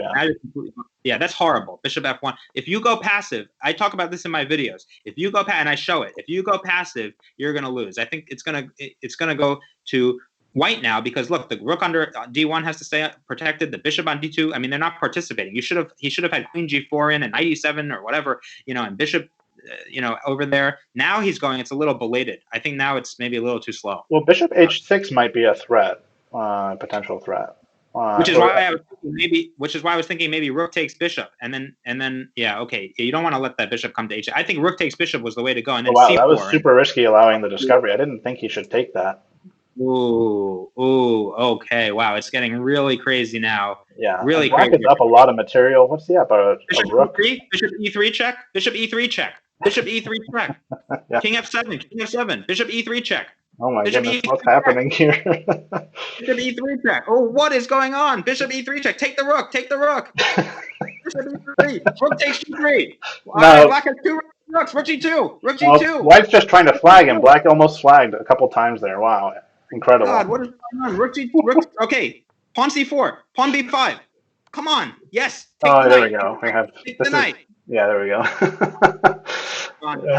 Oh my goodness, that was a crazy time scramble. If you were paying attention to the black's clock, it got down to it might even have gone under 1 second for a moment there. So that's definitely nerve wracking. Okay, so a win to Andrew Dexter. That was a great game. That was very exciting. That was very exciting. Andrew Dexter takes the lead in the blitz. Wow, that was unexpected. I wish that had been a classical game and we had time to analyze all those crazy variations of what was going on there. But they're right into the next game, so. I mean, I think, the thing to realize is the players also, of course, weren't able to really calculate what was going on. In those situations, it's very important. When you play dynamic openings, it's very important to play dynamically. Your pieces need to get over there. If you deliver mate, it doesn't matter if you lose a bunch of pieces. So you can't, get huddled up into a little huddle and try to protect everybody. That just doesn't work. That's a losing strategy. And you can't take time out for that kind of thing. So another very strange opening with H5 and B5. The knight is coming into G5. Okay. And so very interesting. So this Peert's defense. Yeah, it'd be interesting to see how Alex responds. Andrew got down one game in the blitz and made a comeback. We'll see if Alex can also respond in this game. Is this the first time this is the first time? All right, castles into it. G4. Is this the first time that he's down in the match? Is that correct? Yeah, I believe so. Yes. Yeah, G4 would be a very strong move. Just trying to unleash everything, this huge attack on Black's king side. And Knight F4 is kind of preparing that, just bringing more pieces to the king side to try to attack. I think White has the edge. I don't like. I think maybe castling was a little bit, and maybe we could have thought about Knight H7 and trade that off. I don't know, but or maybe not allowing the knight into G5 to begin with is a thought. Maybe here you have to play E5 and strike back in the center right away. Maybe that's the one thing about Knight F4. Yeah, E5. Yeah. I like that because where does this knight go? Queens. If it goes to, first of all, if you capture the pawn, then we might trade queens. Then you're not going to attack is not going to be as powerful. And if you step onto E2 or D3, you're inviting knight to C4, which is going to fork your queen and bishop. And if you lose that dark square bishop, then you're not in good shape. So, I don't think Knight F4. I don't think that Knight F4 was the most precise way to do this because now you're losing. Yeah, now you're trading queens and you're losing tempi. And now I'm actually starting to like black. Knight to C4 looks natural. And and the white light square bishop on F1 is kind of weak now. So I'm not sure. We need to keep track because I'm not sure that Andrew Dexter has castled very much in this match at all. Very few games has he. Like we're halfway through we're move 15, 16, and the king is in the center of the board still. He's done this like almost every game. He seems to have trademarked this idea of leaving your king in the middle so that your rook on H1 can participate in the attack. Yeah. So that seems to be part of his sort of strategic repertoire of concepts, and he relies on it. We can see quite heavily. He doesn't castle too early, and he likes to see what his rook on H1 can do before he commits his king. So it looks like Black might have a little bit of problem with his E pawn because the bishop's coming to B2, and he can. A lot of pressure there. He can always play pawn to F6, and if the bishop's on B2, the bishop can come out to H6 and rule down that diagonal. So I'm not too worried about that. Getting back to your question about or the discussion about the blitz, I mean, you're absolutely right that I think when you learn something new and you want to reinforce, I think blitz is good for reinforcing certain patterns. Yeah. Like when they're not, calcified yet, and you're trying to memorize a lot of new concepts and patterns. So he plays knight H7 sort of belatedly. Yeah, so I think his E5 pawn's okay, and his bishop will come out to H6, maybe E3, D4. I mean, I think his black square bishop is doing okay. But I think you're absolutely right that blitz has its use, absolutely. It's useful for calcifying material, because you have to move it quickly, and so it sort of forces your mind to retain that information. But when you're playing the same, but it's not good for augmenting your knowledge. I think is what I'm trying to get at. Yeah, certainly repetition is important for reinforcing the stuff that you've already learned. Right. Yeah. Exactly. Committing it to memory. Yeah. That's well put. Yeah, I like how you phrase that. That is well put. Okay. This position looks like it's pretty even to me. I'm feeling like we might be looking at another draw here pretty soon. Another draw via draw offer, or another draw that actually comes down to it. So. Well, I mean, I feel like it's coming down to it. It's symmetrical pawn structure. There's no imbalances really in this position that I can easily Yeah. spot, and I could see The the only rooks getting exchanged on the open file D file pretty Yeah, but soon. yes, but not that soon. I mean, in the meantime, I'm going to double rooks on. I mean, black does have control of the only open file at the moment, and also I think this bishop on h6 is going to stand better when it gets to h6. I think it's going to stand better than its counterpart on b2. And also, there are some ideas like bishop f4, bishop g3 that h pawn could be a little bit loose, a little bit weak. Like I like bishop h6 right now. Bishop h6, you're threatening rook d2. Oh, okay. Well, we'll save you the trouble and call that one a draw and move on to the next game. And I actually thought black had something to play for after bishop h6. I really did. I thought he had something to play for. well, he's going to be under a little bit of pressure now to start winning because we have just over half an hour left in the match, and he's down a point. So, I mean, certainly a comeback is well within reason here. It's only 1 point, but the longer this goes on like this, the more pressure he's gonna have. So we have a comment in the chat that Dexter takes off the shades and Eydelman puts on reading glasses. Yeah, Lucky reading glasses. Or no, Andrew's ahead actually. Everybody's in top form. We have another strange opening moves. Okay, he wants to play knight f3 and not allow bishop to g4 with a pin. Because this move c6 does allow the queen to come out to b6, so black could put some early pressure on the d4 pawn. So if he had played knight f3, bishop g4, that would help pressurize the d4 pawn. So h3 is a prophylactic move. There's a lot of pawn moves, though, from black, and not a lot of piece moves. So I think that white needs to play energetically. If you play this way and your opponent doesn't play energetically, bravely, like f4, I think right there, right? f4. White is ahead in development. He should play f4. Try to open the position. Yeah.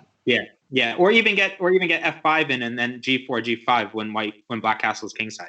I think that what's happening is that they're each allowing the other person to set up in a favorable way because they're not sort of putting their feet to the fire when they make these sort of odd moves like pawn to d3 on the first move and moving your knight a million times. If you let the person execute his idea, then it's going to be very strong. But if you play very energetically against it and you're willing to risk some things, then most of the time, statistically, you'll come out ahead. So I feel like this is transposing into some sort of weird Sicilian line, but with the backwards pawn on d6, it's well protected by the bishop. And but this a5 and b5 inclusion is a little bit unusual, of course. Yeah, because in the Sicilian, a lot of times white castles. I mean, of course, a lot of times white castles on the king side, but also a lot of times white castles on the queen side. Then, of course, this would be very nice. But with the white king on g1, I think now it's something you're just gonna have to watch. Now you have to get on the defensive with these pawns that you've launched to a5 and b5. So rook b8 is a move you might have to make, but obviously not a move you want to make. So. I feel like knight c5 is coming and f5 for black, and I'm not sure what white's plan is here, though, because there's besides maybe playing queen e2 and pressuring b5, I don't see. Well, for starters, I like. Do. Yeah, I mean, no, it's a good point. I mean, if you give black enough time, I think you're absolutely right. He'll play knight c5. Yeah, I don't knight c5 and f5, but I think that first of all, b4 comes under consideration for me. It weakens the c4 square, but you're keeping the knight out of c5, but it's true. I mean, f5 is coming. We need to. I think g4 is a good move. Basically, you need to hold back f5.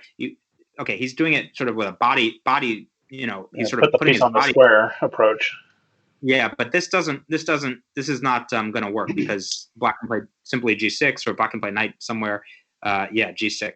Yeah, I think he needed to play g4 and then he needed to develop an attack on the king side. I think that's the way to exploit the position. This I think is starting to turn in black's favor. Black is going to get the initiative here. Either he's going to get the bishop pair on an open board. Yeah, this is very bad. The bishop pair, yeah. This is very bad for white because this h3 pawn is in the sight of the bishop, and there's no way to just stop black's expansion. f5, bishop f6, e4, b4, queen. I think black is strategically much better here. This is not looking good for the white pieces, and it should be said that black is, I think, ahead on time, or at least the same, and also he's ahead in the match by a full point. So this is not looking good for Alex. Alex is going to need to pull a rabbit out of the hat, I think. Yeah, I mean, I guess it's still early enough that things could change in this game, but yeah, definitely more comfortable for black, and those bishops look really powerful. They just control so many squares in a position like this. I would really want to play b4 if I were black here and try to b4, definitely. B4. Yeah, get a nice square on b5 for the bishop potentially. I don't like bishop f6. I don't see why you would block your own f pawn. I think that's slow. I mean, he's threatening e4, but I think it's slow. E4 could be met with knight d4, and then the knight's going to come into c6 and be a disruptor. So I don't like that move. And Well, apparently it got White nervous because now he's exchanging bishops. yeah, I don't really know about that. Yeah, I don't really think I don't like the way they're handling this. I think f5 and b4, the moves you were suggesting, b4 and then pawn f5 and e4 and f4 and all this. Bishop f6 after f5. Imagine if that pawn on f7 was on f5, then the bishop belongs to f6. But stepping in front of its pawn like that, no, I don't like that. Anonymous 2121 has offered a draw. Yes, there's a lot of things that we can do when we're spectators. I have to say, being a spectator is quite enjoyable compared to being in the match. Although that was fun. But one thing that we're not able to do is offer a draw to the players. They have to do that. But they've been doing plenty of that, but we can't do that for them. I don't think this game's going to be a draw. I mean, there's a major imbalance here is the knight versus the bishop, and it certainly favors black in this position, unless White can find a good outpost for the knight. I was going to say, I think black has really made this life more difficult for himself. Why allow this knight into d4 and into c6? I think that's a major disruption. Okay, you need to try to batten down the hatches now. Queen e5, I like. Attack that d5 pawn. f5, f4, f3, right? Then that bishop on d7 will be pressuring h3. You can deliver threatened mate on the g file. You need to be a little bit bold in chess. You can weaken your king by moving your pawns in front of it. If the enemy doesn't have any space, then they can't get their pieces over there. So I think that's sort of an instructive lesson. Okay, yeah, d5 is a weak point, but here he can consider like knight c6, throwing that pawn, right? But then activating his rook on the d file. Knight b3 is interesting too. Does that win a pawn here? It looks like maybe the a5 pawn is going to drop off. Okay. Yeah. Maybe black is making a bit of a mess of this. Yeah, I think he is. I think you take the pawn, and then you still get to c6 if you want to. You have an advantage. What about rook e5, rook g5? Queen e5, f5, f4. I mean, there's a massive attack with that bishop attacking the h3 pawn. There's a massive attack building up on the king side. You just cannot afford to be wasting time with rook c5 and things like that. Okay, knight should have gone to c6, I think. But anyway, f5, f4. What is that? Exchange sacrifice? That might have been a time pressure blunder, yeah. Okay. Oh, it was. Wow. Okay, and that levels the match. That might have been I wonder if that was a mouse slip, or maybe he just missed knight b3. I don't think he was going rook c4, so yeah, that was just a blunder. That was a big turning point because I think that black had a really, really sort of built-in, very strong attack initiative on the king side. I think that was a winning attack, what he had there. I don't think there was any way to defend that once the f-pawn got launched up the board. Okay, and we see these d3, g6. Yeah, great. So now the match is level 6-6, and only 25 minutes remain. And we're saying the same h4, h5 line too. Okay, so Anonymous 2789 has an interesting question, and we could both answer this separately. Ian, I guess I don't know if it's directed at anybody in particular, but he says, "Do you guys feel like you're in your prime? If not, what have you lost?" I guess he's assuming that we're not. Well, I'll let you answer first. So that's an interesting question. I'm probably going to give a fairly long-winded answer. So if you want to throw something in that's a little shorter, maybe you can start.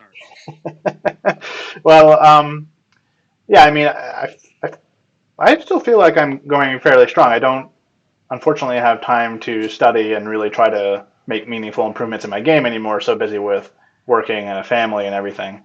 So it's much harder for me to study openings or anything, actually, to be honest. So I feel like I've pretty much been in the same spot for a while now, and I'm not too far off from my peak. So I'm happy with where I am, but I do wish sometimes that I had more time to study and put more work into the game. But yeah, so. Okay, so yeah, very interesting. I just want to make sure we don't totally lose track of the games here. What's happening here? 7 pawns against 6. It looks like black has won a pawn. Maybe white missed this tactic with knight takes f6 and the fianchetto bishop coming out, and so it looks like black is just up a pawn here, more or less, right? And I don't see any real danger for white. I mean, he's had to move his king so he can't castle, but the king has a nice. Maybe he can tuck away somewhere on c2 or even e2 and be pretty safe. He's also down a pawn, right? White is. Right. He's down a pawn, so that's just a whole pawn, isn't it?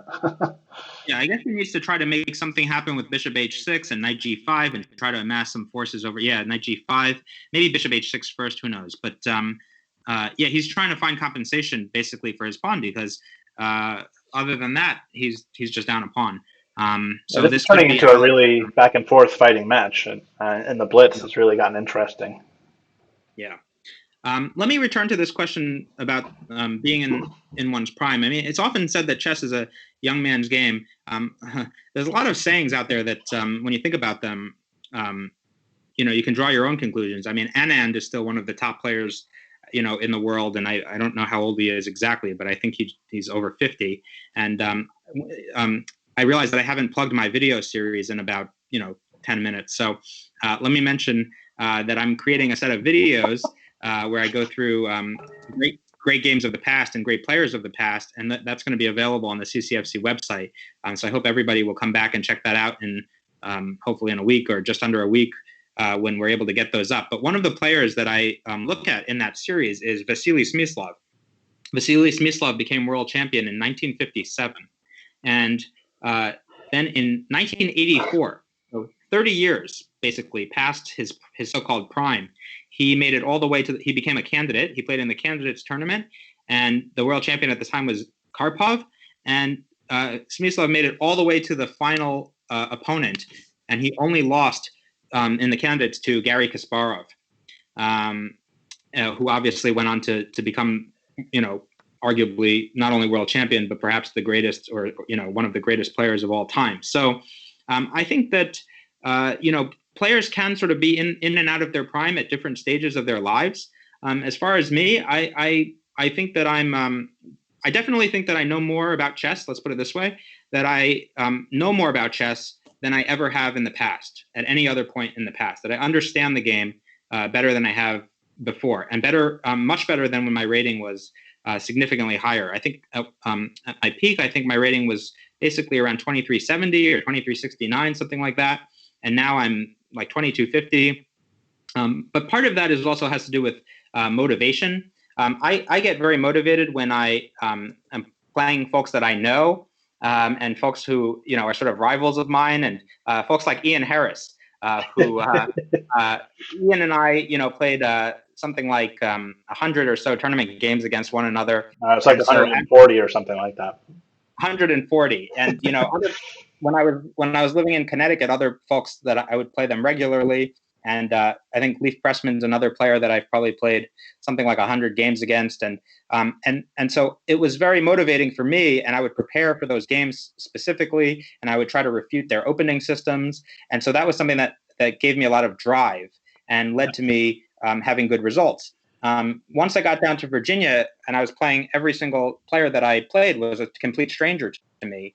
I started to lose a lot of games to lower rated players from good positions, but just partly because I wasn't feeling so motivated during the game. It was somebody who I didn't know, and it just wasn't, for me, it wasn't as motivating. And so I think that recently I've been trying to find that drive again. I've definitely been able to spend some time studying chess. I don't have a brood of children like Ian does. So, by the way, congratulations on all of those. Yes. Although I did, when I was a little bit surprised when I first got married. I was like, oh man, this is going to be terrible for my rating. Everybody says it's so bad to be in a relationship if you're playing chess.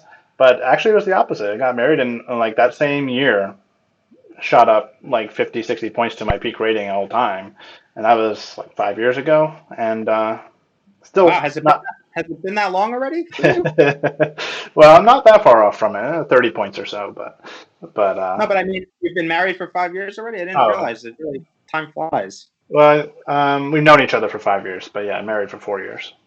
Wow, still a long time. Yeah, so so I think that's a good example of the thing where there are sometimes these sort of impressions out there, these sort of truisms, but you have to really look closely at them. This truism about, it's a young person's game is something to examine more closely, I think. And also this idea about getting married and how your personal life interacts with your chess life. I think, I know Anish Giri is in a very serious relationship. For example, I'm just naming top players. Aronian tragically lost his wife recently, but I think he was in a very, he was married and in a very happy relationship. So I'm not sure that it necessarily is borne out by, or certainly not for everybody. So one has to be, I think, a little careful. But anyway, getting back to the game, I think. Let's comment on the game because we're down to both players are under 30 seconds, and Black still has the one pawn advantage, but hasn't really made too much progress trying to win this game. Actually, I'm not sure. I'm not sure that I agree. I mean, I think that Black just has a very comfortable edge. He has the two bishops still. He has the better pawn structure, the more active king. And White's knight is going to be kicked at some moment with b6. Right now it's just hanging out doing nothing yet. So he returns it. But I think White what's the winning plan here? Because White's setup is pretty solid as well. Yeah, but slow and steady progress. I mean, you can play b6 here. You just you penetrate with the rook d3. You start to put more pressure on different points in the enemy position. And b6, bishop White's b7. Down to just 4 seconds. Okay, rook exchange. Centralize king e6, advance the king. King e6, king d5, king c4, king b3. I think Black is just much better here. Although you have to be careful not to blunder. Now you need to play bishop d5. You got to be careful not to allow the knight to activate. The knights are also so tricky in these endgames. It's much easier to see what the bishops are aiming at a move or two from now, but it's way harder to figure out where's the knight going and what they're going to be targeting. Here, Black has an interesting option because he can go up 2 pawns. He could have taken bishop takes knight and bishop takes pawn on b3. He would have been 2 pawns up, but it would have been an opposite colored bishop ending, which has drawish tendencies. I don't like g5. I don't like loosening the position. Don't like this. Well, that pawn on h4 is going to be a target, though, once I get in f5. Yeah, put White on the defensive a little bit, I think. That's true. Yeah, no, but Black is but now you don't want You don't want to give him the pass pawn though. The protected pass pawn is dangerous because now you're always going to have to keep your king paralyzed there, and Black won on time. Okay. Good win from Alex Eydelman. Yeah, very nice. Yeah, he played the end game well. There was no reason for him to rush because his opponent was in such bad time pressure. Okay, so what a match! It swings the other way, and it really might come down to the last game. We have just over 15 minutes left in the match, and Alex Eydelman has just retaken the lead with that nice victory. Incredible. Will he play d3? No, e4. They're playing very similar openings. Now you have Andrew Dexter playing the Pierce defense. I don't think.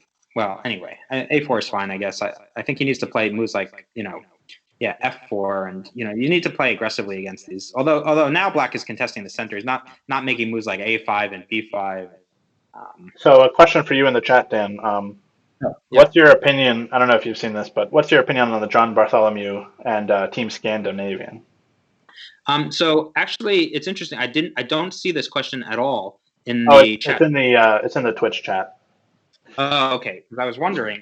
No. If I was missing something. You didn't miss it. Okay. Yeah, I don't know anything about it, so I have no opinion about. I think that was I haven't read it, but it's a recent book I believe that he published. So might be interesting to see if he had any references to your Queen D8 Scandinavian book. Yeah, like I said, I have not heard about it, so thank you to the viewer for offering that information, and I'll try to check that out when I get a chance. Okay, so what do we have here? The knight is coming into f5 potentially, maybe knight e5 or knight c5 from Black here. Black has just ceded the center, so he's looking for dynamic counterplay with his pieces against the center. Okay, chooses e5. I don't really like e5. I think he can just back up to e2 and play f4. And then, well, I don't know. I guess then knight g6, but somehow, anyway, it's probably fairly normal, but I think White is a little bit better. Well, this is a much better version of the game that we saw earlier where that bishop on c8 was blocked in by the e6 pawn. I think that was the second rapid game where that bishop was just blocked in on c8 forever, and now actually it can come out at the right moment. So if f4 ever happens, then g4 becomes a possibility. That was an entirely different, I think, opening structure. That was a Scandinavian, yeah. Yeah, this is a Pierce. So, but Black has the same kind of like cagey position every game, and I don't know. We'll see if it makes a difference. Okay, so Queen f3, I think, is a good active place for the queen to be, and then basically, as I've been saying a lot of times in these games, is that somebody needs to launch their kingside pawns forward. That's where White has a space advantage with his pawns. Play g4, play g5, play f5. I mean, those are all very normal things to do in these kind of openings. You see that a lot in this open Sicilian It's nothing radical that I'm advocating here, but very successful means of queen f3. I think is a good place for the queen, and then like I said, h3, g4. That knight on g4 doesn't really have anywhere to go. Okay, h5 is probably a good move because now if you play h3, you can't play g4. The knight is even perfectly fine on h6. Right. Although it's less active, but still, I mean, black is now going to have to worry when he castles kingside. I still think that the position. I don't know why that knight went to b3. Yeah, see, he immediately moves it back to d4. Yep. I was about to say, I don't think the knight belongs on b3. You want to have the option of going into f5 at some moment. And now he should prepare maybe bishop d2, rook a e1, and push e5. So he tries to make the knight move before it's ready. That's a smart move, I think, actually. And a little bit of pressure on the b2 pawn. So it goes back. So it goes back. So maybe white can prepare this with a5, and then. Well, I was just about to suggest maybe black should play a5 now to prevent that and keep the queen on the b6 square. Yeah. I mean, then you might. Yeah, and I was going to say you could play h3 and then bishop e3, but after h3, the knight is just going to stay on g4 because obviously you can't take it and allow h takes g4 with the check from the rook. Is this Andrew Dexter again, who's not castling? Yes, it is. Yes, absolutely. We should keep track of the number of games Andrew Dexter. Yeah, he really finds a way to utilize his rook on its original square. Yeah, we've seen a lot of games with, like, look at this. We have a4, a5, and we have h5. We just need white to play h4 right now. That would be... Okay, black offers a draw in this position. That's interesting. I was just starting to like his position a little bit more. Yeah, and he's a game behind, so he needs to... And he's only got 12 minutes left, so he really needs to play for the win. And if this is your way of playing chess, if this is sort of your brand of chess, then you need to stick with it. I mean, he got the position that he wants. He has a complex dynamic. What else do you want out of the opening when you play like this? I mean, maybe he's hoping for a last-second win, but I mean, you never know. These games have been going either way. Yeah, I don't know what his match strategy is here with the draw because I feel like if this is how you play, where you don't castle, you play h5, then more or less this is the best you're going to get out of this kind of opening. I mean, the f2 square is a little tender. Your knight is on g4, is able to generate some annoyance for white. I don't know what else he's going for. He was also up by 20 seconds on the clock too. Yeah, I mean, you're not going to win a match when you're a point behind by offering draws in positions that are rich with wow. I don't know. Speechless. H4 is prophylaxis against G6. This is, I don't even know what to say. This is extremely provocative. Let's put it that way. Yeah. Maybe we'll see more like maybe I would love to see G4 here. G4 threatening G5. I mean, look, if you're going to play h4, then yeah, and black is playing it kind of passively. I mean, he should be striking in the center, so he should have played d5 and takes and trade queens, or d4 and e5. So I think he's playing it passively. It's going to justify white's play. But yeah, you're right. I think white should have played g4 actually, because you have basically a carries attack. Yeah. It's going to be interesting. By the way, for the viewers, if the match is over at 5 o'clock, but as long as there's still time remaining, they can always start a new game. So, for example, if it's 4:59 and they finished a game, they'll start another game. And if at the end the match is tied, which right now is very close, so that is certainly a possibility, they will play until one person emerges victorious. No Armageddon game necessarily, but basically a winner takes all. Whoever wins first will win the match in that case. But that's if Andrew Dexter can win another game back to tie the match. I mean, if he's going to win one, he's got to win this one. I mean, he's played this radical move h4. If he offers a draw now, I mean, what are you doing? You have to, if you're going to play h4, now look, black has played very passively in response to this. Black has basically not challenged the center. Black has not tried to punish this move h4. So you've got what you want. You need to, you're behind a point in the match with just maybe one game left, maybe. So I think he needs to go for it. He needs to play. I think g4 on the previous move would have been good. Maybe castle queenside and still play for g4. I mean, you need to do it. I don't know about a3. I just don't know what. And also I don't know about rook b8. I didn't even notice rook b8. I didn't notice it either. I don't know what that does. Yeah. I mean, this is a very strange game. This is a very, very, very strange game. It's almost looked a little bit like he's trying to create a Fischer random position or something. Yeah, but I mean, this is probably Dexter's best chance. And you're right. He's got white. There's maybe time for one more game after this before we run out of time in the match, and he's got a good position. You can't argue with that. Yeah, I mean, now Space-wise. this knight should be going back to b8 and then rerouting to d7 to He's going to lose c5. a pawn here, though. Now he's sacrificing a pawn for some dark square control. Yeah, because if he went knight a5, the knight was trapped. Knight a5, there was a b4 trapping the knight, so he had to go for this. That's why rook b8, and now the a7 pawn is also under attack.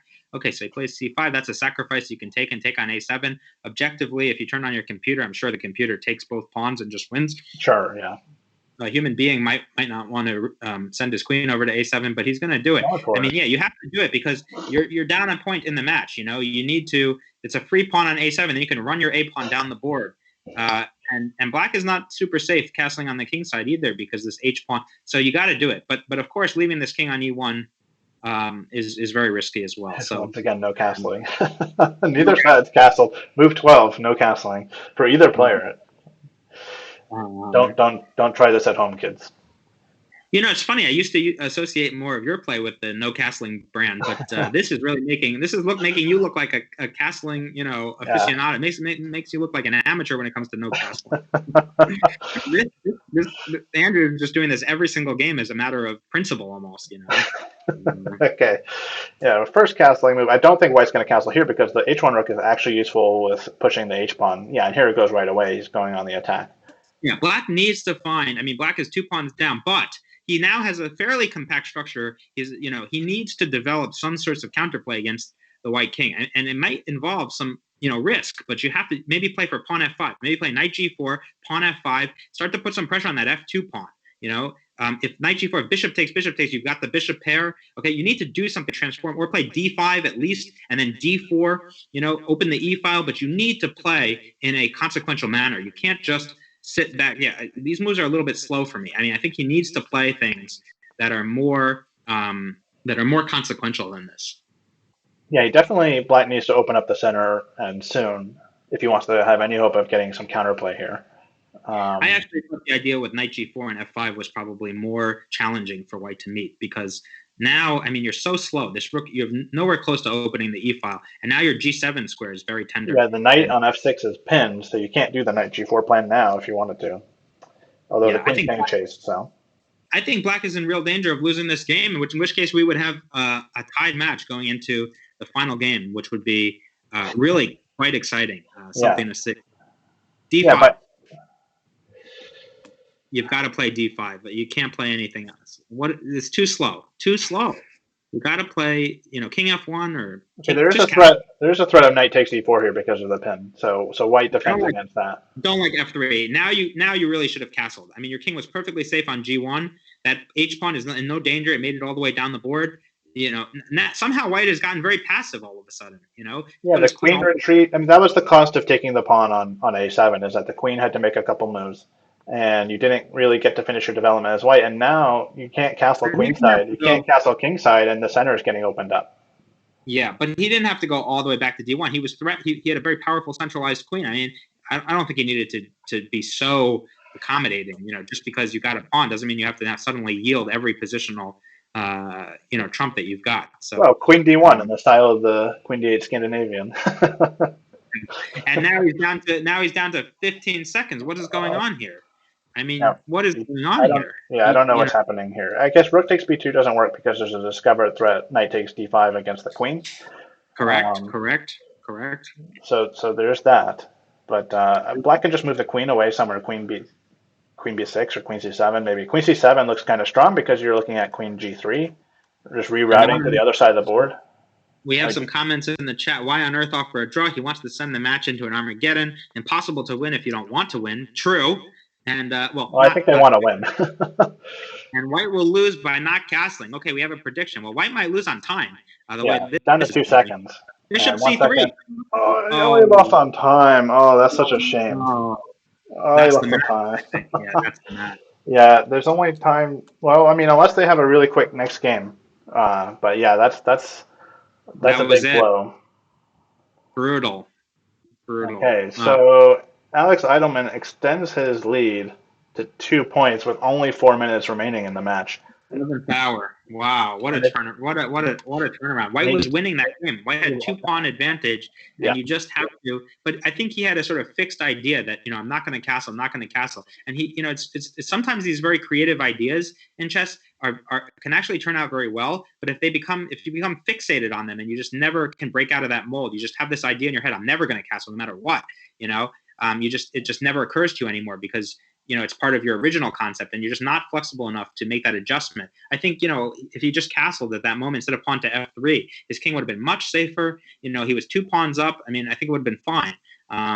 But somehow just allowing this central break d5 and just opening everything up for the pieces, that's exactly what Black wants in that kind of an opening. So. Yeah, and here we have another King's Indian attack. This time White is playing, Alex is playing it.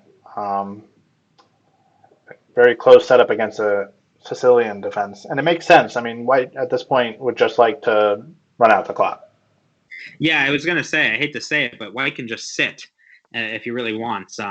He could just sit out the 3 minutes and he's got a full point lead. Well, that might be a little bit risky at this point. I think they might have he can't just sit there and let the clock run out, but he does have to play this game and not lose. You know what it reminds me of is we used to have these maybe you guys can do this as an event too online, but we used to have these fierce, ferocious bughouse matches at the chess club of Fairfield County back when I was living in Connecticut, and it just got really intense because okay. Well, we have breaking news. Oh, well, the match is not over. They still have to play another game. This game just ended in a quick draw. So offered by Alex and accepted by Andrew Dexter. So one more game. Because time is not up yet. It is 4:58. We have 2 more minutes, so they'll have to play one more game. It's a game for pride. It's a game for pride. Yes. I mean, at this point in the match last time when you played against Mike Koganov. Don't remind me. Don't remind the viewers. If you want to close your ears, you can. But I mean, you had pretty much sealed the deal, but Mike came back and got a nice little consolation prize winning the final game. Yeah, actually, the reason I said don't remind me is that game. I think I had a 2-point lead, maybe similar to this, or maybe I think it was 2. It was either 2 or 3. I had built up. The match was in my pocket, and he actually got a very nice position out of the opening, and I was in a lot of trouble. But then I found my way out of it, and I was in fact probably headed towards either a draw or a win even. And then just a big blunder allowed a fork at the final few seconds. So it was a little bit of a bittersweet at the end there. But definitely, even when you're ahead and you've already wrapped up the match, you never want to just blow the final game. It doesn't feel good. So yeah, it's always nice to go out on a win if you can. Yeah, I think we're still going to see a good fight and a good game in this final round. But what I was saying is we used to have these really intense bughouse matches, and I just remember it was irritating to no end to some folks when people would run out the clock, because it's like a big strategy in bughouse. Somebody's sitting there, they've got mate in one move, but they don't have enough time, and the other teammate has more time, and so they're just sitting there, and you can't ever execute the move you want to execute because so that was a big strategy. Annoying to some people or to you? That was a big strategy of mine. I remember, but I would use that a lot, and yeah. I'm not a very good bughouse player, I have to admit it, but that was one thing I was always keeping my mind on, was trying to keep a few seconds ahead, because you can just wait it out then and just sit there for 3 minutes or whatever. Yeah, definitely there's some time management strategy going into these matches because, I mean, if you're behind, you have to be trying to get in as many games as you possibly can. So if you're just in a bad position, it almost doesn't make sense to play it on. Or if you're in a drawn position, an early draw is probably just have to take it. What is going on here? We're just there's a b pawn is hanging, right? There's tactics with on h5 because the bishop on g7 will be hanging. Yeah, but can't we just take on g3 and take on g3 first? So let's say knight g3, pawn h3, rook h1, queen h1, and then if you take on b2, maybe the idea is the queen is going to come into h7 and be a little annoying over there. Bishop f8, and then the bishop tries to get to h6 or something. That could be annoying for black. Yeah, not really sure if that's what White's idea was, but very strange very strange things are happening in these games.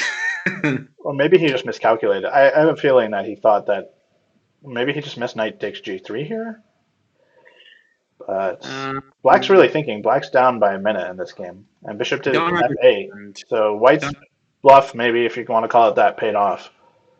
Yeah, I don't understand the move bishop f8. I mean, I think Black's position is lost now. You're not going to just castle's queenside, and you can't ever move your king out of the middle. I think Also, at the minimum, could have just probably played knight back to f6 or knight trade the knight on g3.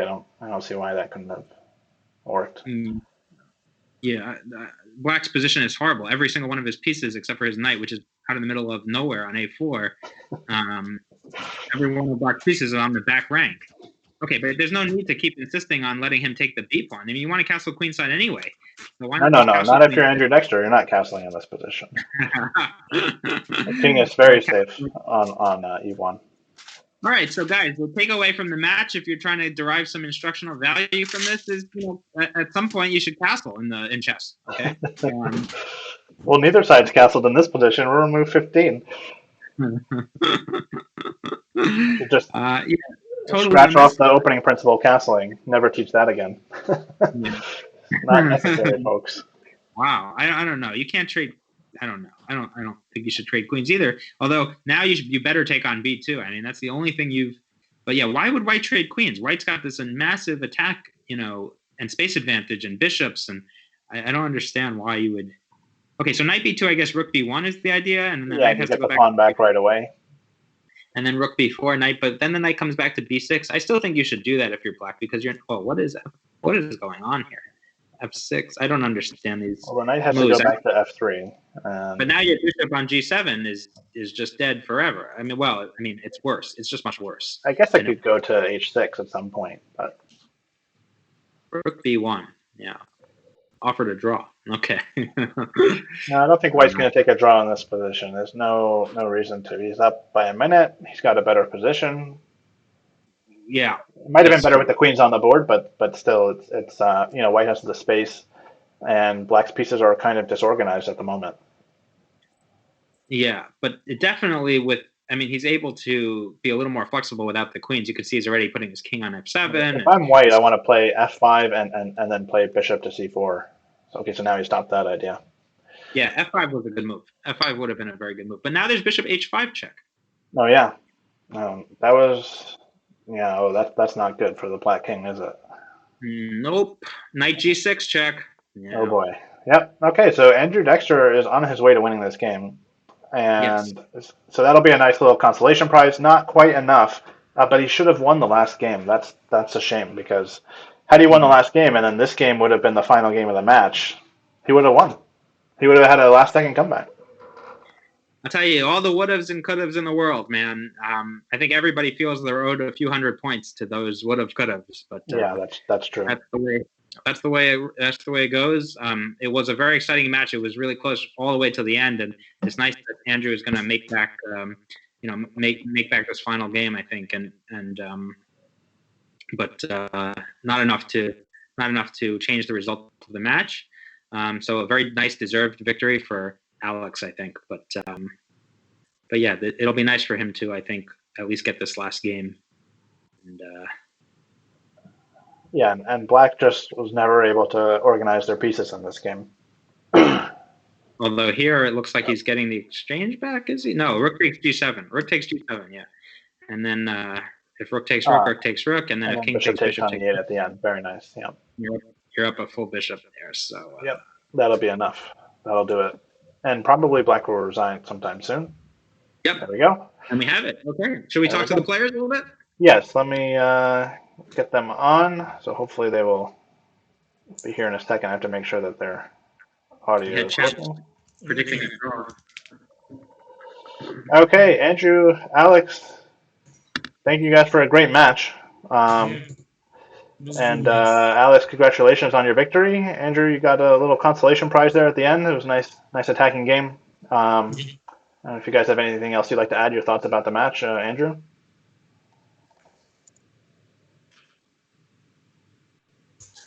Andrew, we can't hear you. I don't know if he can hear me. Can you hear me? Yes, Alex. Speaking to you. What are your thoughts? Yeah, no, great match, and thank Andrew's a great player, and I was surprised by his Dutch interpretation. It was pretty good. I know Dan is a really big pro on it, so I'm looking forward to hear his comments. I don't think I handled it right, and maybe, but it was a really good match, and thanks for facilitating this. Sure, of course. Were you ever nervous, Alex? Right? Were you ever nervous? Um, yeah, a little bit in the end. I mean, I was not sure about the last game. Should I play or not? So Oh yeah, I thought it's over, but it was a good attack, and he's the H4 move. I mean, during the regular games, but during the blitz, anything goes. yeah. I mean, I can't distinguish one game from another now because there's so many people not castling and A pawns and H pawns flying down the board. I have to go back and look at them more carefully afterwards. Yeah. It was not traditional opening. It was started with traditional openings, but then it's ended with nobody knows what was it. Did you have any particular strategy for the match going into it? Well, I played a couple of games, not couple, quite a good game, maybe 10, 15 games at the Fairfield County Chess Club. And I looked in games what I had in my records, and none of those openings he used. So, I mean, which is probably a good strategy. All right? Andrew, I don't know if you can hear us. Are you there? Yeah, I just turned it on now. Okay, great. I don't know if you had any thoughts about the match before we go. I think that I was a bit slow and I had no strategy for time management. Yeah, we saw you struggling in a couple of those games with getting low on time. And well, in order to win, you have to play enough games, and there weren't enough left. So. Yeah. Okay, but you did come away with the consolation prize there at the end. So, but Yes. it was a nice attacking game. So, Dan, any other final thoughts? I have to say, I really enjoyed the match. You had us on the edge of our seats. I think the chat, there was a lot of comments. I think people really enjoyed seeing your games. Very creative openings and concepts and interesting maneuvers. It was one game I remember. Some knight was going all over the place to G4, and it looked very interesting. So we really enjoyed it. I think commentating the match. Definitely, yeah, that was a lot of fun. To see all those comments later, but I'm pretty sure it's a lot of mistakes. But it's good games. Thanks again for facilitating all this. Mistakes? I didn't see any. Right. Yeah. Okay. So thank you very much, everybody, for joining us. The players, great games, and the comment and the Daniel, and also for everybody that tuned in to watch. Just as a reminder, we do have some events coming up. Next Sunday, once again, we'll have another main event match just like this one. This time between PJ Masters, Kapil Chandran, and Uni Kim. That'll be very exciting. The following weekend on May 3rd, I will be doing a simultaneous exhibition against anybody rated under 2,000 that would like to play against me. There are 20 slots available, although it's about halfway full at the moment. So if you're interested in challenging me, you should sign up soon. And we have Blitz every Wednesday nights at 7 p.m. and Saturdays at 1 p.m. All of this is free. You can join us on chess.com for the Blitz events. And of course, you should check out our website, fairfieldcountychess.com, for details on all of our events, including classes that we have and private lessons if you're interested in that kind of stuff. And the video library that Daniel Lowinger has been working on will be hopefully published very soon on our website for members to access. So thanks a lot, everybody, for tuning in once again, and we look forward to seeing you next time. Thank you very much.